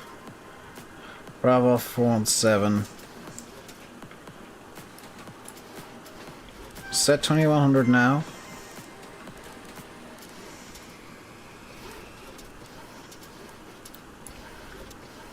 And 112.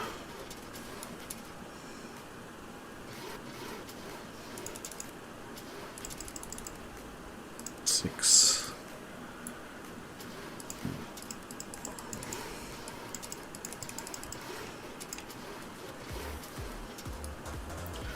To 6. 19 miles out from the airport.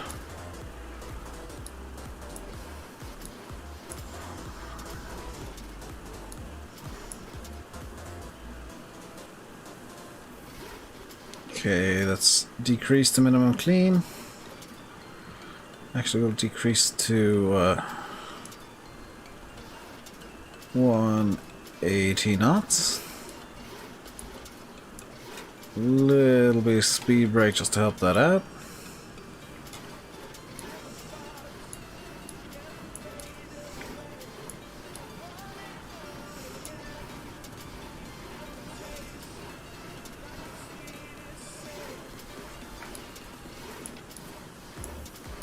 Okay, flaps on.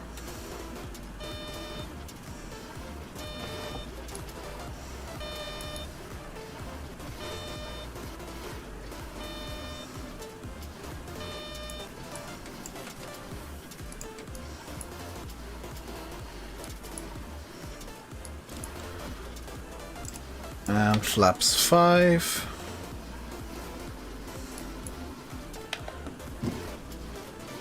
Gear down, please.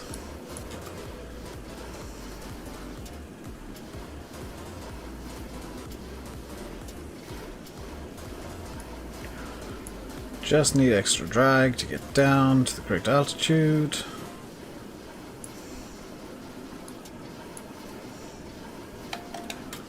Flaps 15.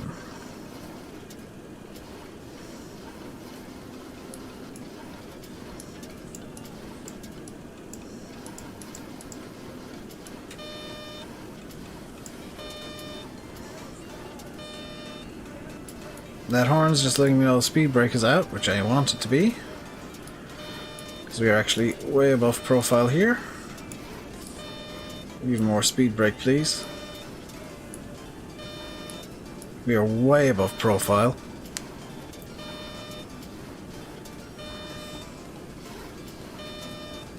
Slow to 160.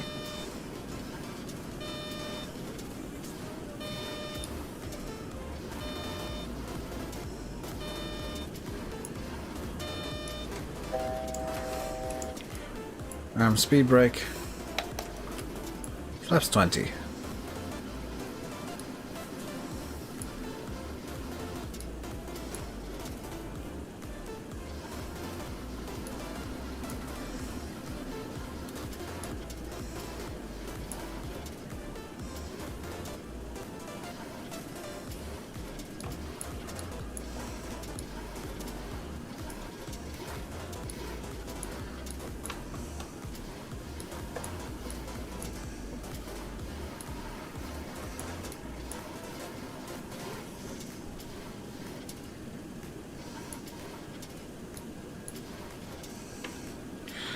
slightly concerned that I don't see the airport.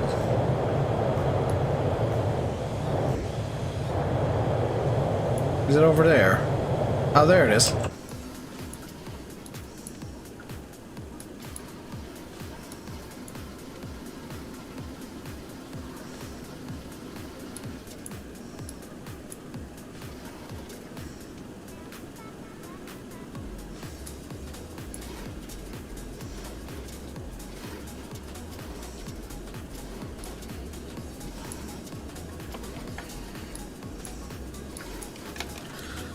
Maps 25.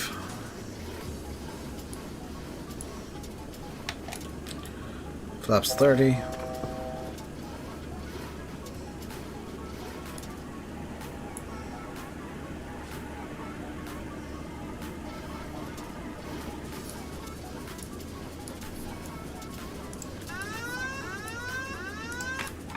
Disconnect the autopilot.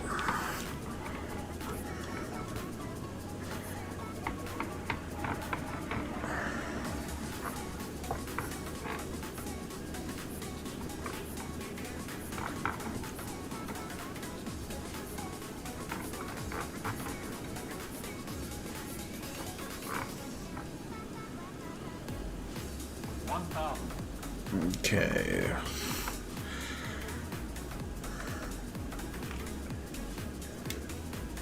Light slow. Light slow. Light slow. Light slow. Light slow.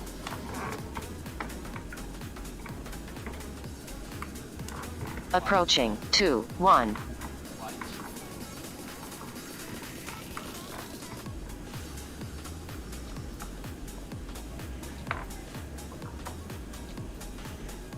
Okay, glide slope is lost. Checked.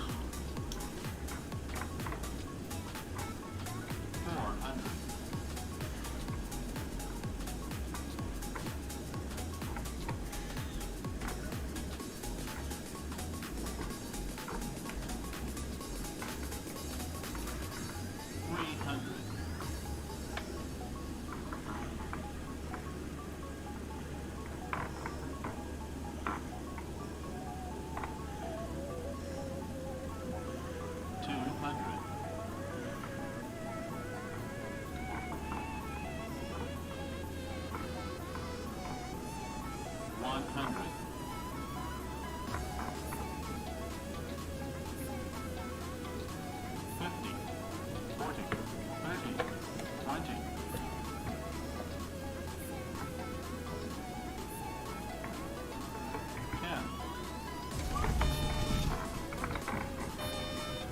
One 1,500 meters remaining.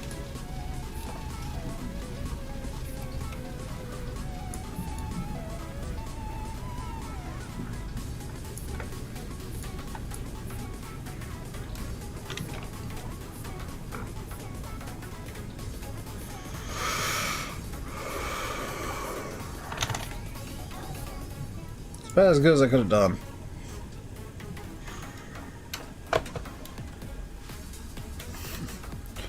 Okay, that wasn't the worst landing. Oh, the landing lights were off this entire time.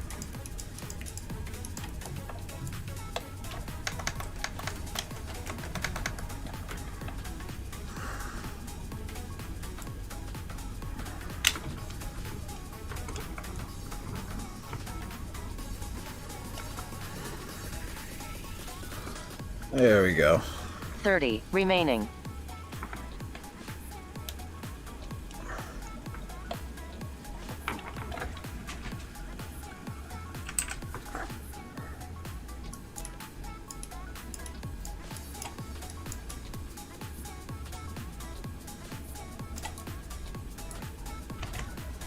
How far off the taxiway are we? Quite.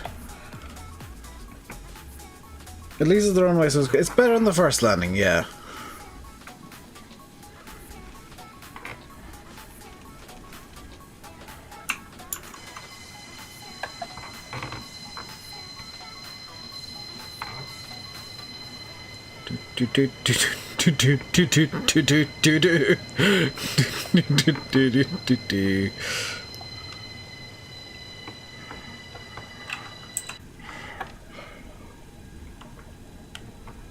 Here we go.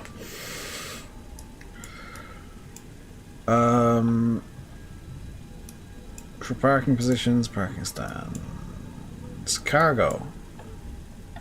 Okay, that's where I want to go. So cargo building is there on Lima. So follow Alpha down to Fox. Caution. On taxiway. On Oops, taxiway. Going a bit too fast. Alpha down to Fox. Not sure that's the airport. This is the airport, but the road wasn't. So we're following Alpha down to Foxtrot. At Foxtrot, we turn left onto Lima Apron, and at Lima Apron, we're going to be stopping at the big building that doesn't have the air bridges.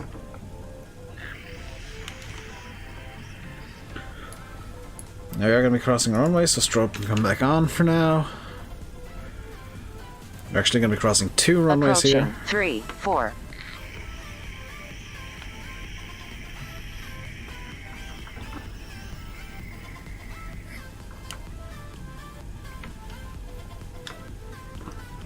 Approaching. 3, 5.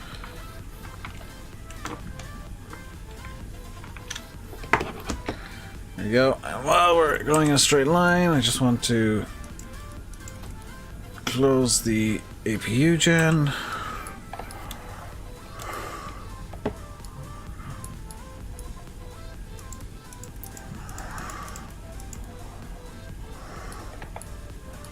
Strobe light can come off now. Light power can come off.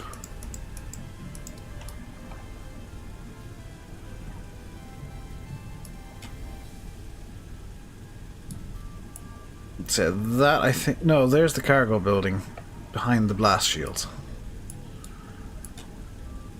Foxtrot is after Juliet, so past Juliet we'll take Fox.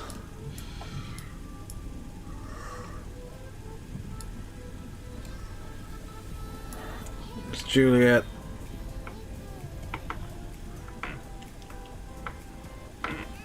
There's Foxtrot.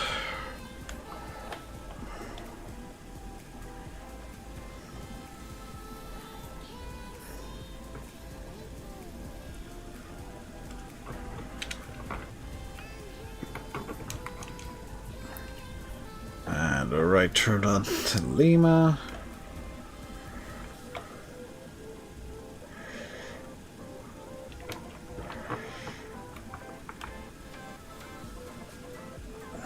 Didn't notice me in a non-burning blaze. I know, I've done well.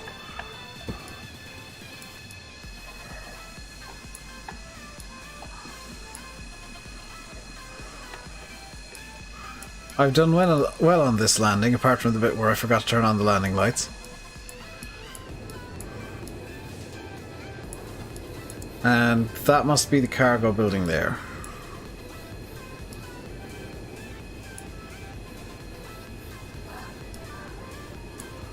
Technically it says there. That's actually the cargo building, but we're going to pull in the first stand here.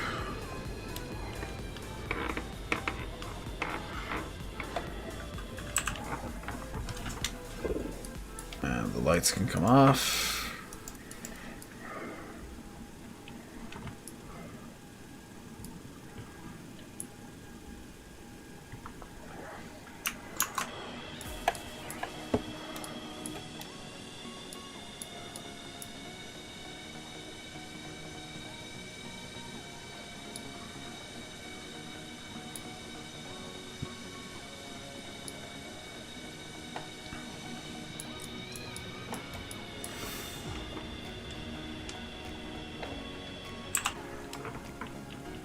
New magic break can go on for a second.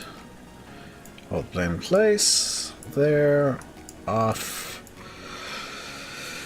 APU is up, so 1, 2, 3 can go down.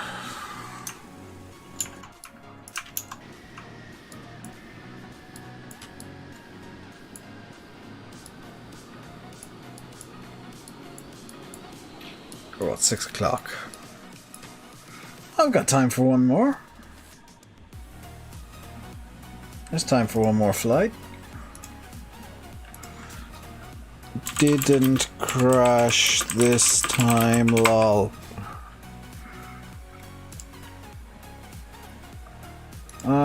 So that'll bring us over to Cyprus. Beautiful. And then next time we can do the meme leg. So we're in Beirut. So the next one is to Larnaca. What is the ICAO for Larnaca Airport? It is LCOK. So we're going from flight planning. Going from Olba to LCOK. In the FedEx again. 122. FedEx 122. Different plane?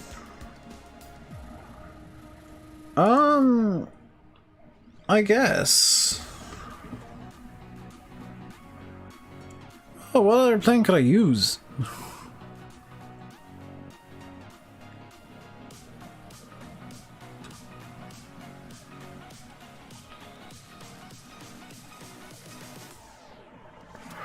Because, like, I've got a lot.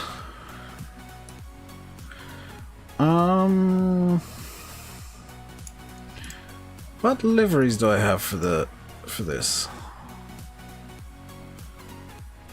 No. That wouldn't make any sense. As nice as it'd be. Whoops. ATR, no, I'm not flying that, it's terrible. Like, legitimately, the ATR-72 is atrocious.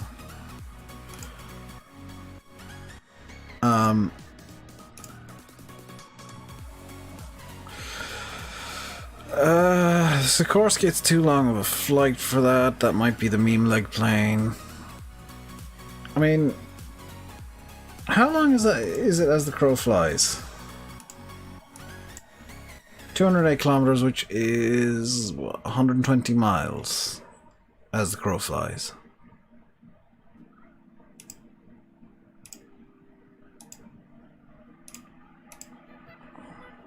No, the float version is probably not a good idea of the C-47.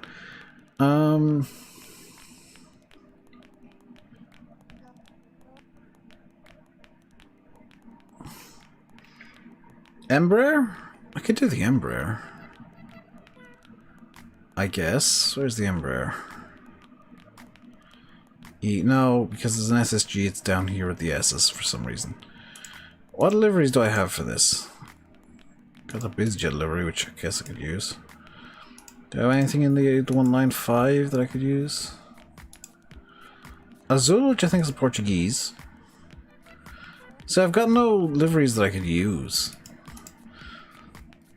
At least with the FedEx, it would fly everywhere. Do I have anything for the Q400 I could use? Could use the Olympics Q400. Don't know if they'd fly there though. Austrian Arrows. Oh, that's a cool livery. It's happening for everybody. They've managed to break streams. I have stopped caring. See, I want to do another leg in the 7.2 is the thing. What do I have in terms of MD-80 liveries?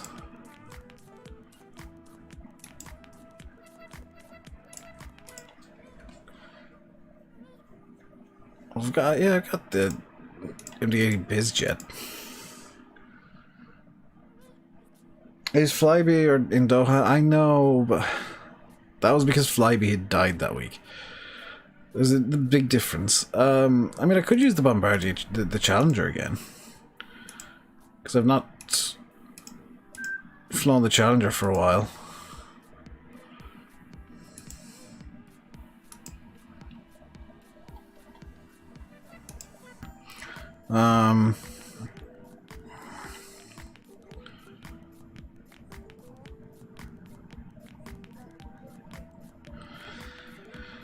What do I have in terms of GA?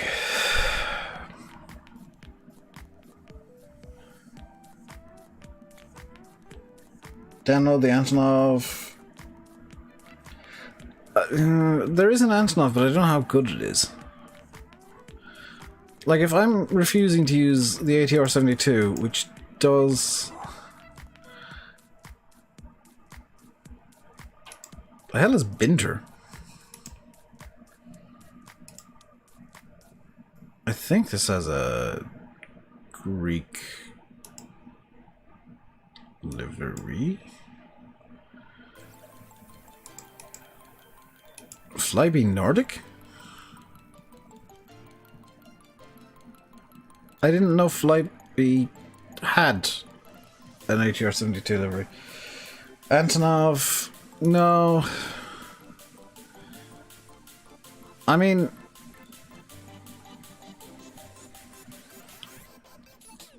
I could. I'm not very good at flying this.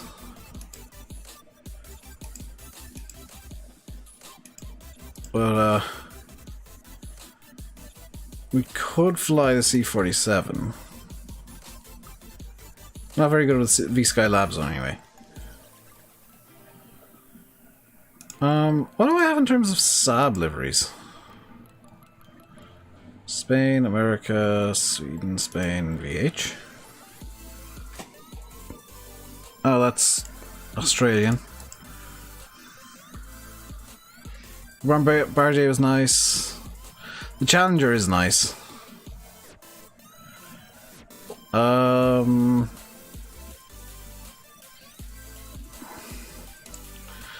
I could fly the Olympic... I think Olympic Airways went out of business, did they?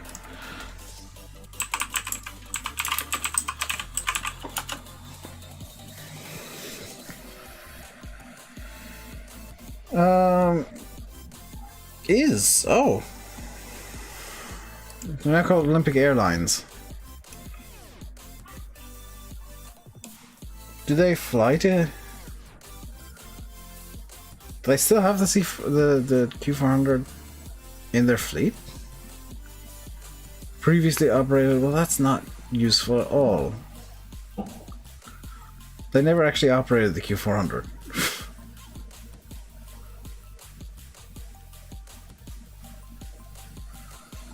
Cyprus Airways, Air Malta, Czech Airlines, Egypt Air. I'm gonna stick with the 7-2 and we'll fly something silly in Cyprus. Just because I've got that in no, I don't want that open. I've got that preset in my SimToolkit Pro. So it makes life a bit easier. And I will, while we're waiting for that to set up, pre-plan a pushback.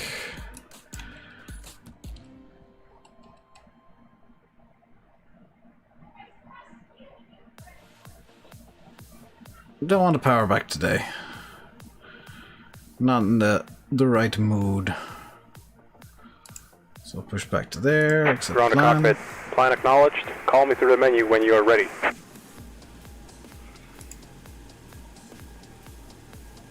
Fly the damn thing. Okay, Landy, calm down. Need to do some setup over here though. 1600 and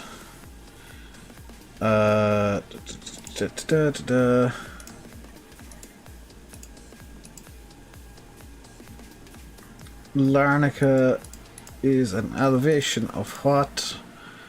Because I need that. 11, so 10. That's all set up. Flight on. Set that to flight. Packs can come off. For engine starts.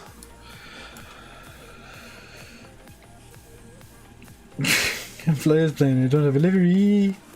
Yeah, welcome to the magical world of flight sim streaming, so. Okay, 1015 set fan. 1015 is set.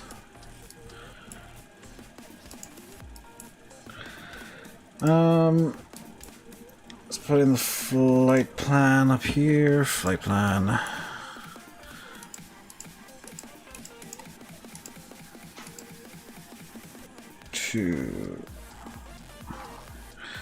Let's see. Okay. This is going to be a hilariously short one again, isn't it? So to Kukla.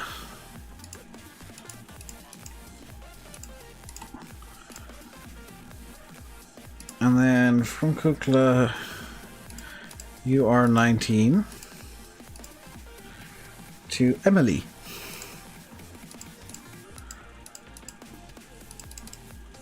Sounds like a night out for Sam. You're 19, Emily. And our departure is going to be off to 1. Direct to Kukla. Our arrival, because this is going to be a hideously short flight, is direct to 22. So, what options do we have for 22 in Larnaca? Approach runway 22, VRS, ILS, Sierra, ILS. Yeah, we'll take ILS X-ray for 22. What's the Yankee look like? The Yankee looks more fun, ILS Yankee. 22 ILS Yankee. Via Moses.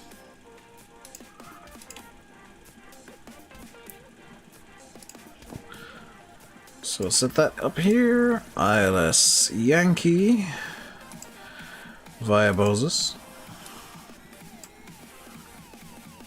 For that lovely hammer and sickle feeling. That is everything ish.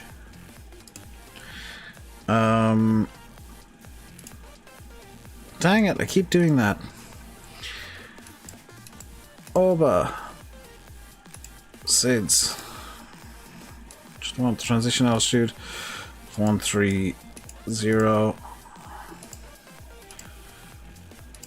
Our descent transition altitude is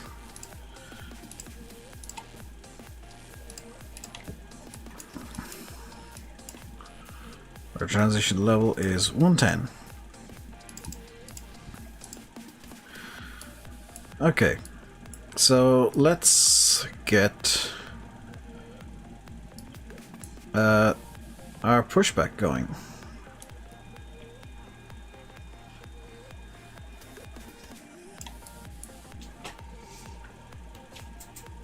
Ground to cockpit. Tow is driving up.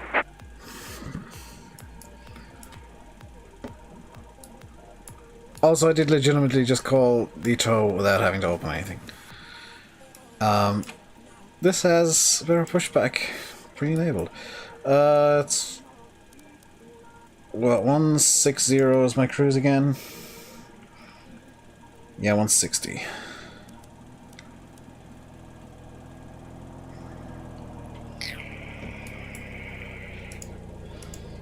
I want to actually verify the weights are set correctly for this. I'll do that while the pushback truck is getting ready. 12.4. Okay, all doors and hatches are closed. It's fine. Ready to connect. Fuel 9.4.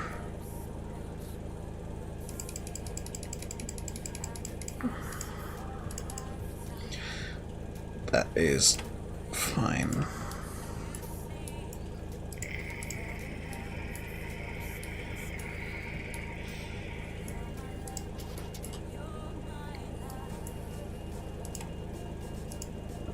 Set the bugs for flap 15 departure. You could probably get away with flap 5, we'll set flap 15 bugs.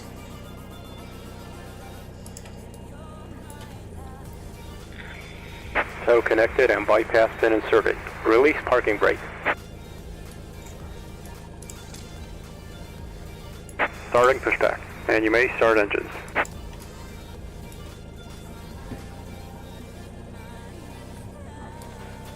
Starting 2.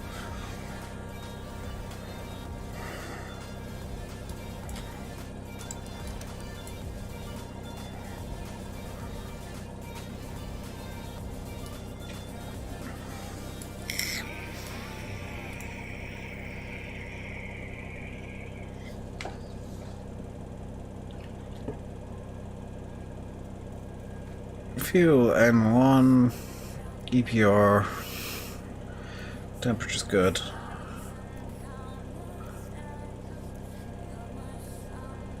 Two is stable. Starting 3.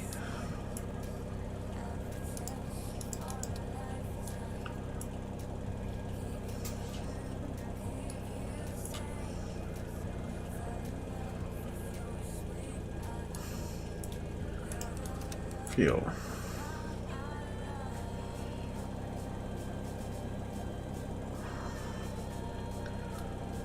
Temperature's coming up. Jenna's alive. Temperature's good. RPM coming up. RPM is good. Let's start 3. And we'll hold to start 1 for a minute. Because we're about to finish pushing back. Actually, we can get 1 starting.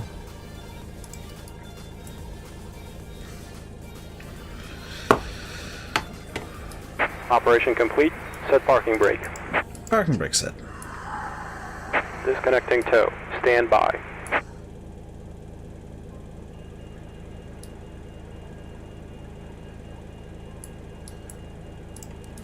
Fuel coming in on 1.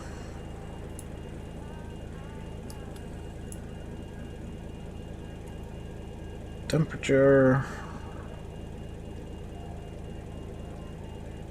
Engine's fired. Temperature's good. RPM is good. APU can come off. Leads can come on.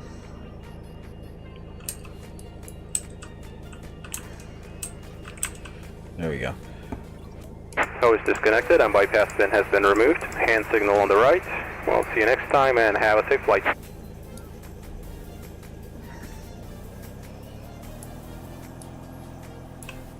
Okay.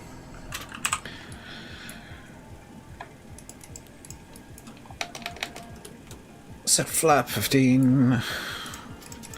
Set trim.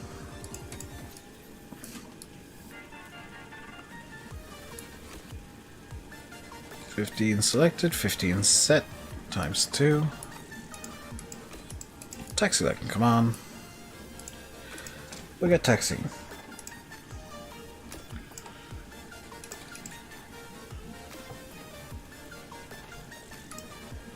Oop. There we go. So, oh, we're taking off 2-1. I have accidentally pushed the wrong way because I forgot that we taxied down from this direction. So what I'm going to do is really quickly spin the entire plane around through 180 degrees.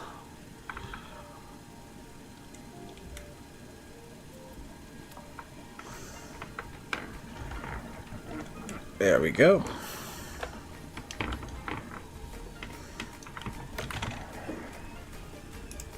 Get a bit more exterior sound going here. There we go.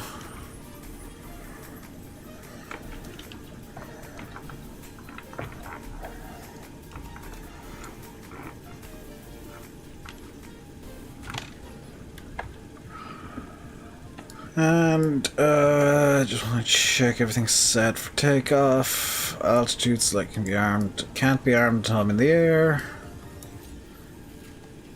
So that's a nav look. GPS. Fantastic.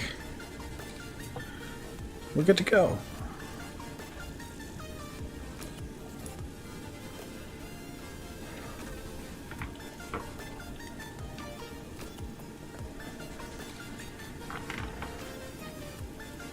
So we're going up to hotel. We'll take full length.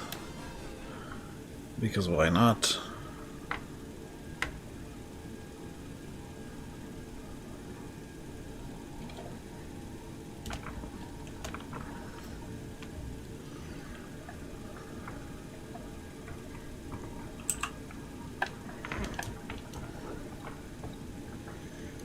There's hotel.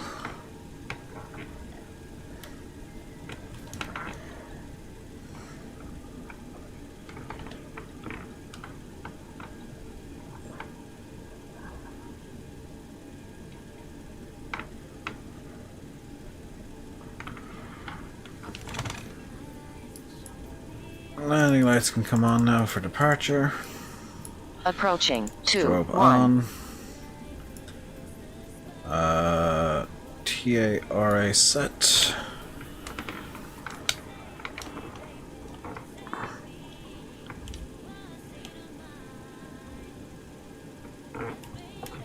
On runway 2, 1. Yeah, I could have taxied up the other way and just taken the Foxtrot departure, but oh well. We're in no rush here. Here we go. Engine power coming up. Takeoff power set. And met.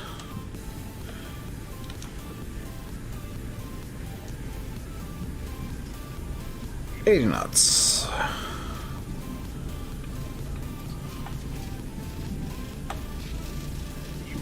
V1 rotate.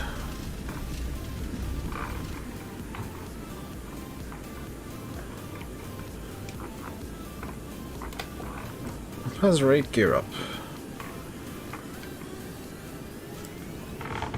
Did I forget to set the bugs? It looks like I forgot to set the bugs.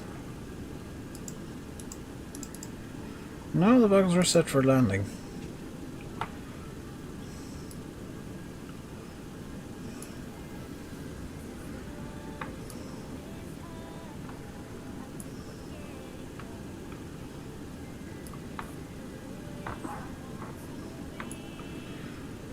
Okay, set 200 knots. Flap 2. Flap 5 even. Autopilot can come on. Nav lock. IS hold. Out select.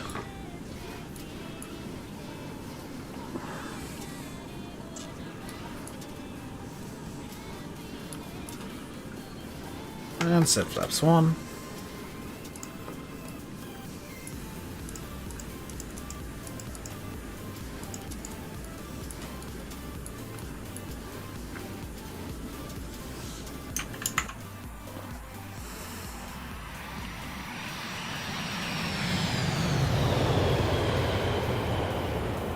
That's what you want to see in a plane. 200 knots, flap 0.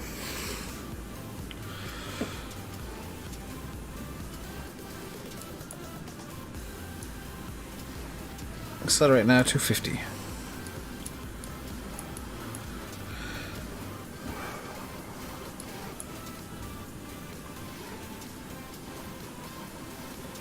Thrust reduced to 90%.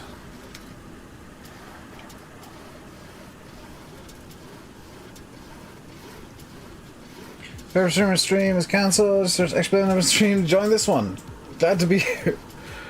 Out of curiosity, Travelino, because I am genuinely curious, who is your favorite streamer?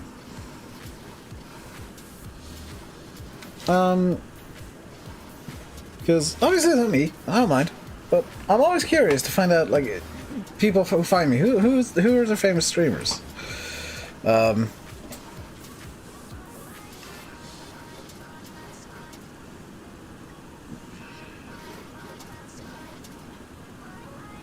guess Captain Canada is about time for him to stream, yeah. It's a bit late for Chewy. It's roughly the time that Black Box might start. Possibly a bit early for Flight Deck to Sim. Correct, ah! I'm a bit more laid back than Captain Canada. A bit less sweary.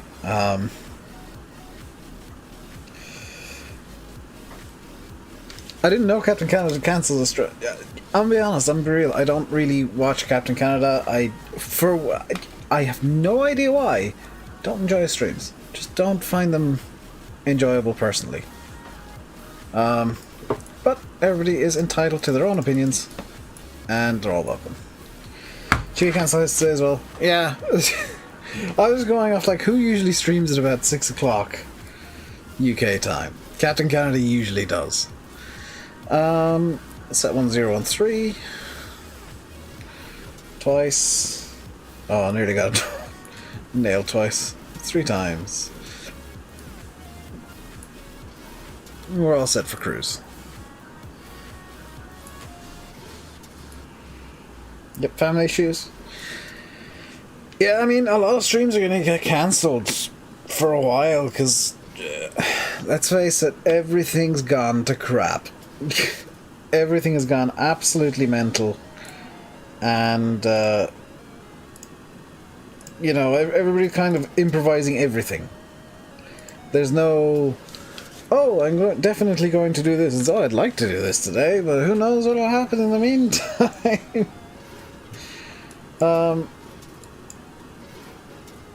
So you're joining us, Travelino, on a flight out of Beirut, heading to Cyprus. Because why not? Hitting up airports that nobody else does. I don't recall seeing a single flight sim stream ever deciding Beirut's a good destination.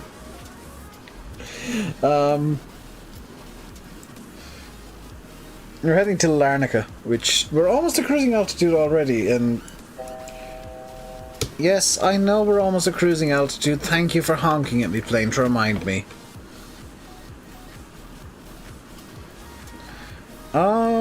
I mean, let's cruise at 350 knots. Sounds nice. Family.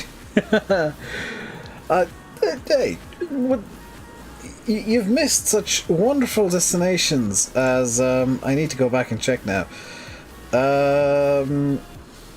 Juba International Airport in South Sudan. Madagascar. Burundi. The Democratic Republic of the Congo. Angola. Sierra Leone, Liberia. Now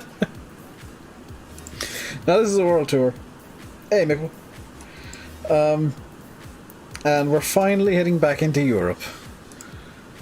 After being in Africa and East Asia for freaking ever. When did I start the world tour? Over a year ago now, because I remember on one of the earlier legs. On one of the earlier sectors, legs, whatever you want to call it, it was St. Patrick's Day. So this tour has been going on for over a year, and we've finished the African leg a couple of weeks ago. The world is starting. The world on my little map here that I'm using to track it and keep track of where I've been and where I am is Africa is now green. Western Europe, for the most part, is green. And everywhere else is red. Literally, like, everywhere else is red.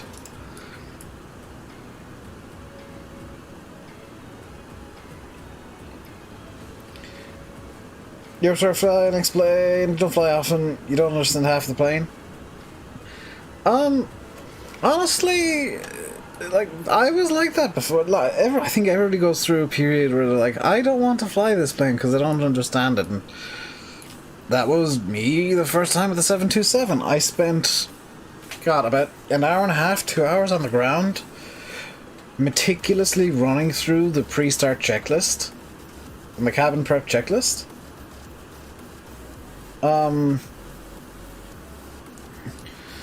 So, like, I totally understand why, like, planes can be intimidating and make you not want to fly, but if you sit down and spend a couple hours, like, especially when you've got nothing but free time, like right now, gives you a good excuse to play about with the planes and I'm at about 70% throttle, that's amazing. Gives you a good excuse to play around with the planes and learn the systems and learn procedures. And maybe even learn some of the whys behind the procedures. Why do you do this procedure in this situation? We can release the passengers. The boxes are now free to roll about as they wish on this FedEx flight. I've just noticed the wings have flexed slightly, which is adorable. Trying to learn the 737 and 739. 737 739 are identical to 738 in terms of cockpit. There will be some slight flight dynamics changes because the 737 is shorter than 8, the 739 is longer, so you've got to deal with the wings being in slightly different positions in terms of center of mass. But by and large, the cockpit is going to be identical. That's the easy bit. That's the kind of always the hardest bit for me. That's what she said. Have you flown passenger aircraft in this world tour? So which ones? 737-8Q400, A320, A319. I think I did a couple of A321 legs. I did a couple in a 748F, which granted isn't passengers, and a buttload of GA planes as well. It originally started off as a GA World Tour, but then I realised that every 2 hours was just going to be like one leg. And some of these legs would have been like 7 or 8 hours long, so I changed it to being just a random jet that I feel like flying on any given day. I think I flew the 727 in a passenger configuration on one leg as well. I'm basically just trying to fly vaguely interesting planes. What I have... 748F is amazing. The 747 is just amazing. Yes, oh my god. SSG, please hurry up with the 748F V2. I don't want to fly V1 because V2 is actually really quite good. Like, I know that people are complaining about the double dipping in terms of price, but the V2 is actually quite good, and I really, really want the freighter.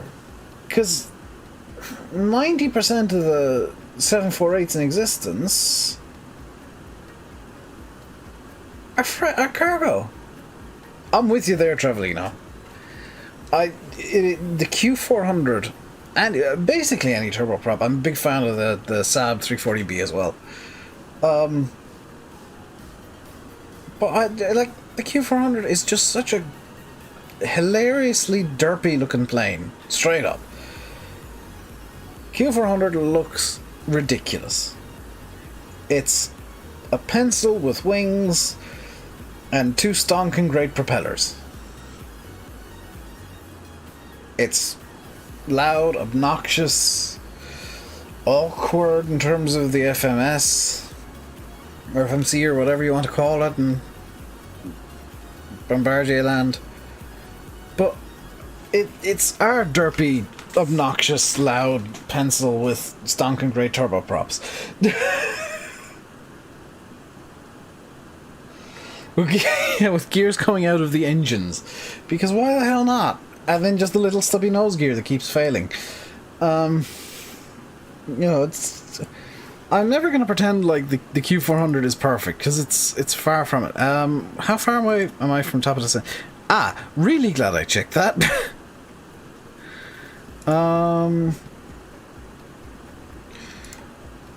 So bottom of the center is 1500.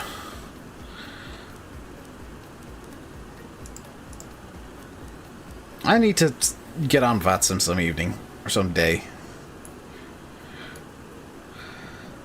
And we'll start rolling back the power. Set our IAS to 290, that's what it's going to want on descent. I think it's 290, is it? Yeah, 290. We go IAS hold. And altitude select. How do I still that?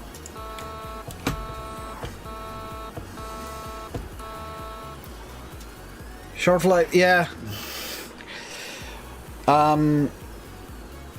This is one of the upsides and one of the downsides of the whole world tour malarkey is some of the flights are hideously short.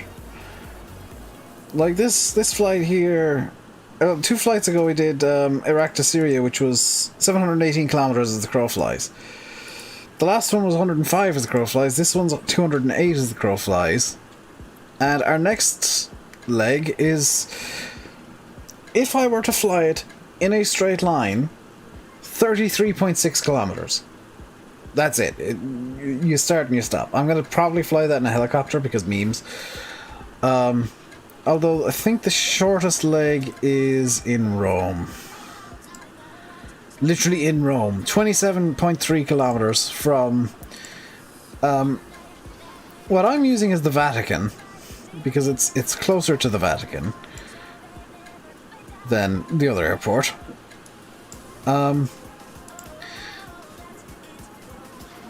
The Urbe airport in Rome I'm going to use as the Vatican, and Leonardo da Vinci airport I'm going to use as Italy, for the sake of argument's sake, for just the sake of having a Vatican City stop on this world tour. I also have a San Marino stop in Rimini.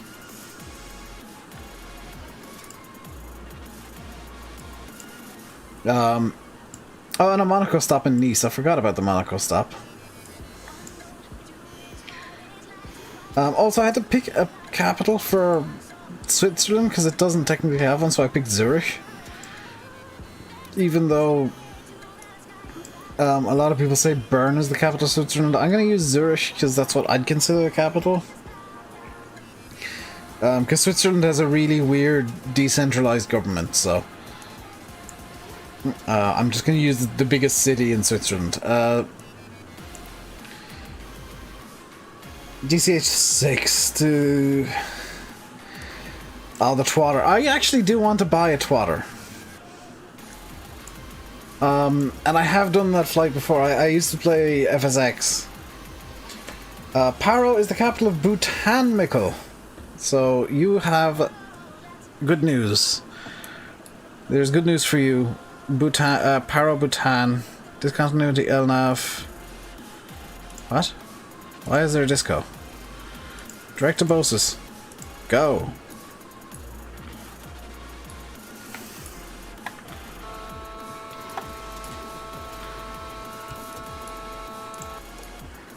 Just turn off the horn.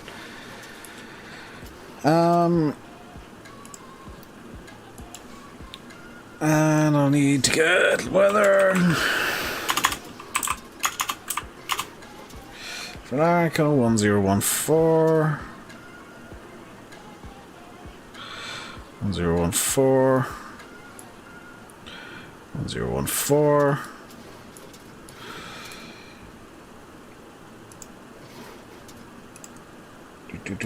Paro Bhutan is actually on the list of airports for this. 110.3. I know that I'm changing the active, but that's fine. And 110.3 on that. 20 miles out. Good. So I tried to land power earlier in 739. It was difficult. I'll probably take the 72 up there. 727, because it's made for short field performance. It's the entire reason the 727 exists. Innsbruck I've landed at. Yeah, in a 737. Let's get the outboard lights on. Tell the boxes to sit down again.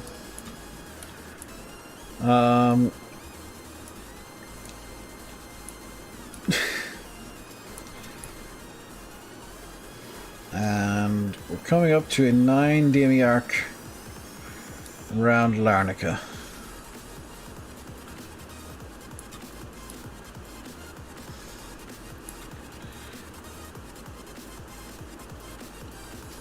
Let's get the plane slowed down to 250, we're below 10,000.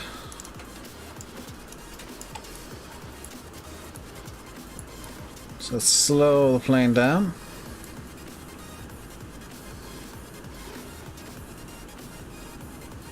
Why do I have a seatbelt sign in the freighter? I don't know why it has a seatbelt sign, but I'm going to use it. The boxes need to be told to sit down too. Why am I coming to Denmark? Denmark is... I'll be honest, quite a while away, because from Cyprus we're going to northern Cyprus, then Turkey, then kind of the Baltic states around the Black Sea. Then down to the Mediterranean for a little tour. Then into Central Europe. Then Germany, then Denmark. Then up for a quick tour of Northern Europe, down through Eastern Europe, up through Russia. Down through Georgia and Azerbaijan and the Caspian Sea area. How many flights on this do I do a day? I don't fly X-Plane every day, and I don't stream it every day. When I do stream these, it's usually like 1 to 3, between 1 and 3 flights, sometimes 4, depending on the routes. Those the boxes, I mean, you can't have a box in this. It's like between 1 and 3, usually. You can't have a box get deep vein thrombosis. Like a box of DVT. Oh, good God. You don't want to deal with one of those. But, yeah, they get really cranky, they get really angry, and they start crushing themselves so that there are complaints. And like FedEx get really angry when there's complaints about the boxes crushing themselves again.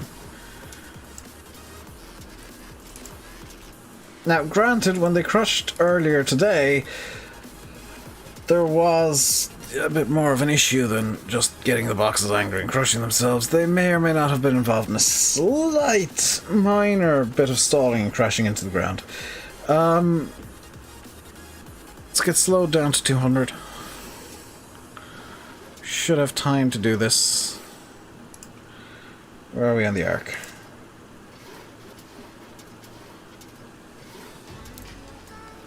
Oh, we got tons of time.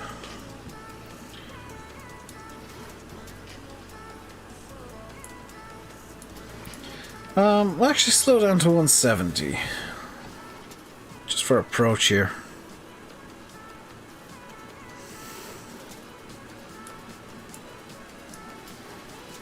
Just whack out the speed brake real quick.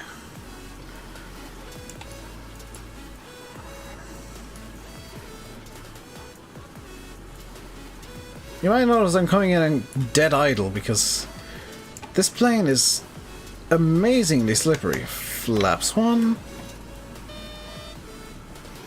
It's gonna complain now because I got the speed brake out and flaps.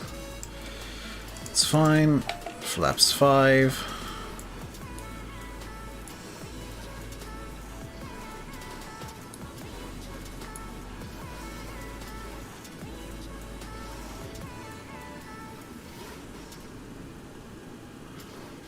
There's gonna be like a box flying around inside the plane if you fly stupidly. That'd be really nice, actually. That'd be a really cool bit of detail to put into a freighter, but unfortunately not.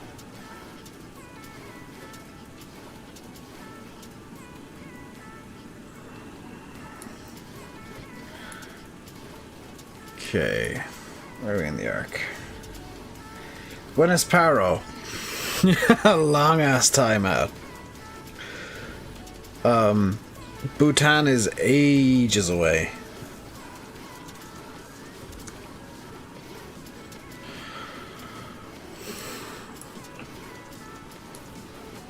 Keep failing the Paro approach. I've never done it. I'll do a couple of test flights to Paro before I try and do it for realsies, but I've never done the Paro Bhutan approach. Keep trying to land the mountain before. Yeah, that can be problematic. The airport should be visible. No, that can't be it. That's in the middle of some buildings.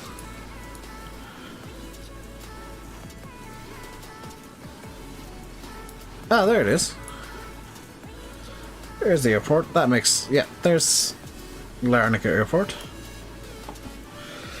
And our minimums for this will take the NDH for glide slope out, which is 360.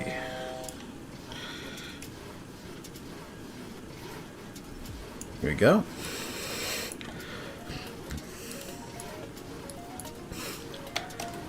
Flaps 15.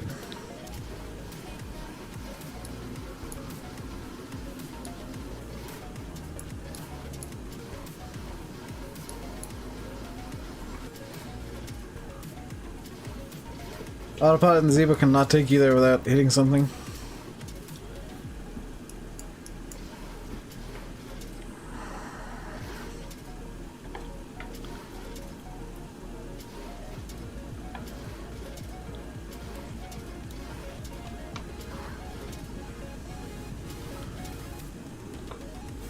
Okay, let's get the power back in.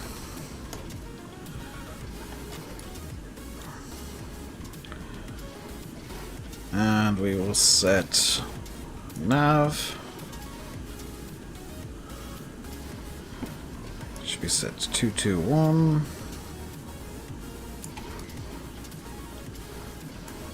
221 is set there. Fantastic.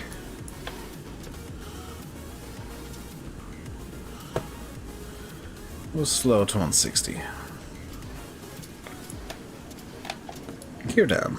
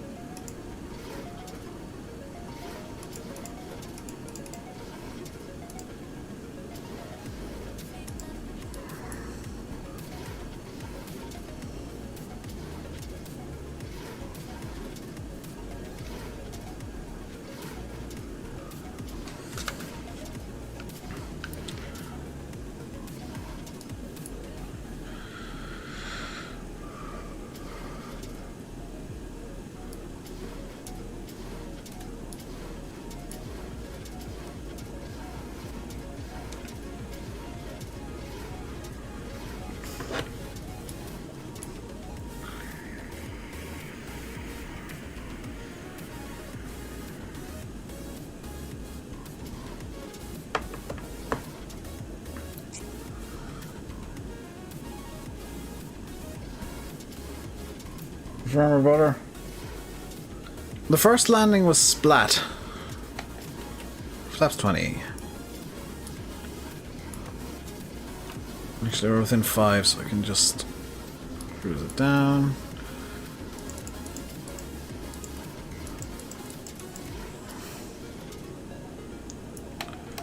It's 25, flaps 30. Speed brake armed. Auto brakes medium.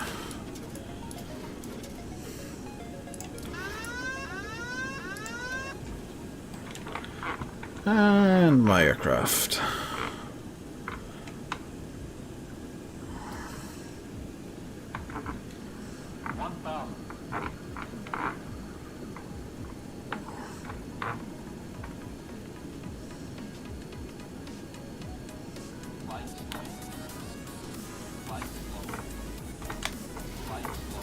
Approaching 2-2.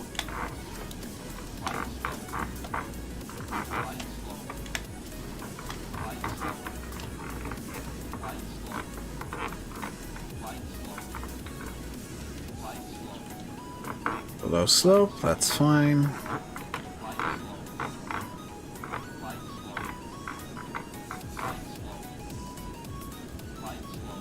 What yoke do I have? I don't have a yoke. I've got Thrustmaster T-Flight Hot X joystick.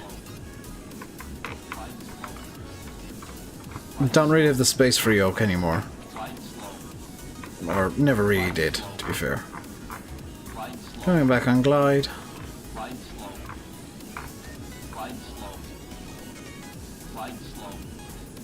200. Slow.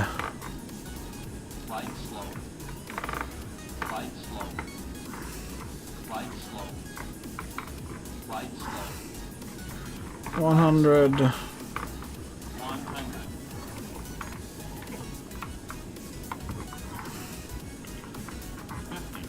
40, 30, 20. Where's 20? 20. 10. Deep landing. Deep landing. 1,800 meters remaining.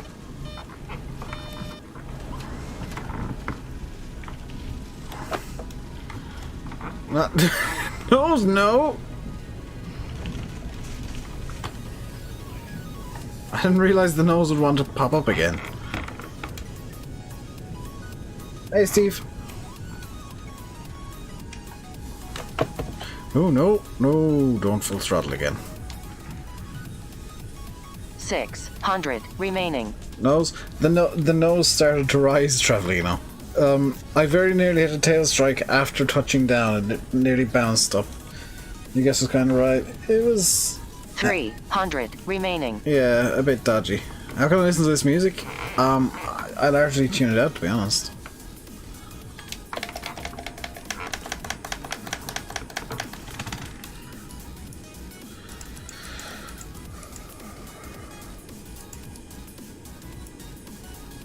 Right, where is the cargo apron?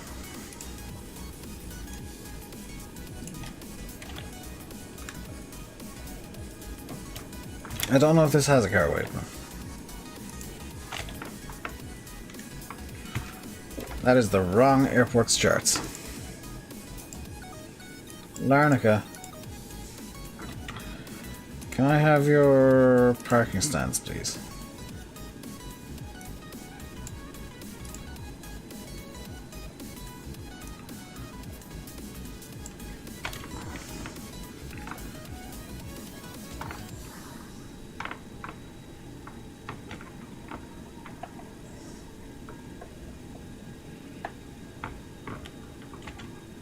It goes toggle automatically.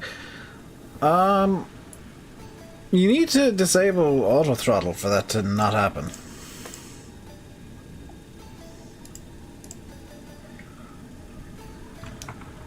I'm gonna go into this top apron up here.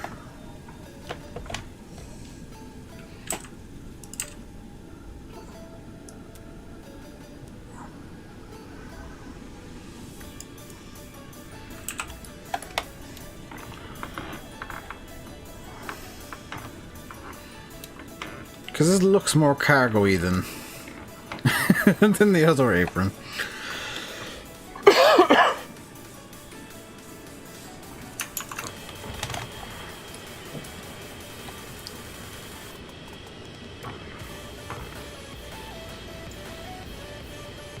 You did that, you might be wrong. You can't have done it if you... Oh no, these lights are still on. If you're having a toga once you land, you can't have it have been... There's 727 marking. No.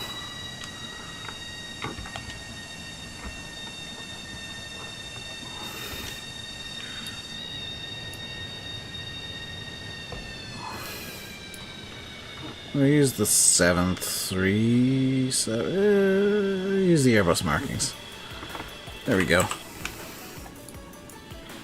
Parking brake set. APU is up. And 1, 2, 3 engines are dead.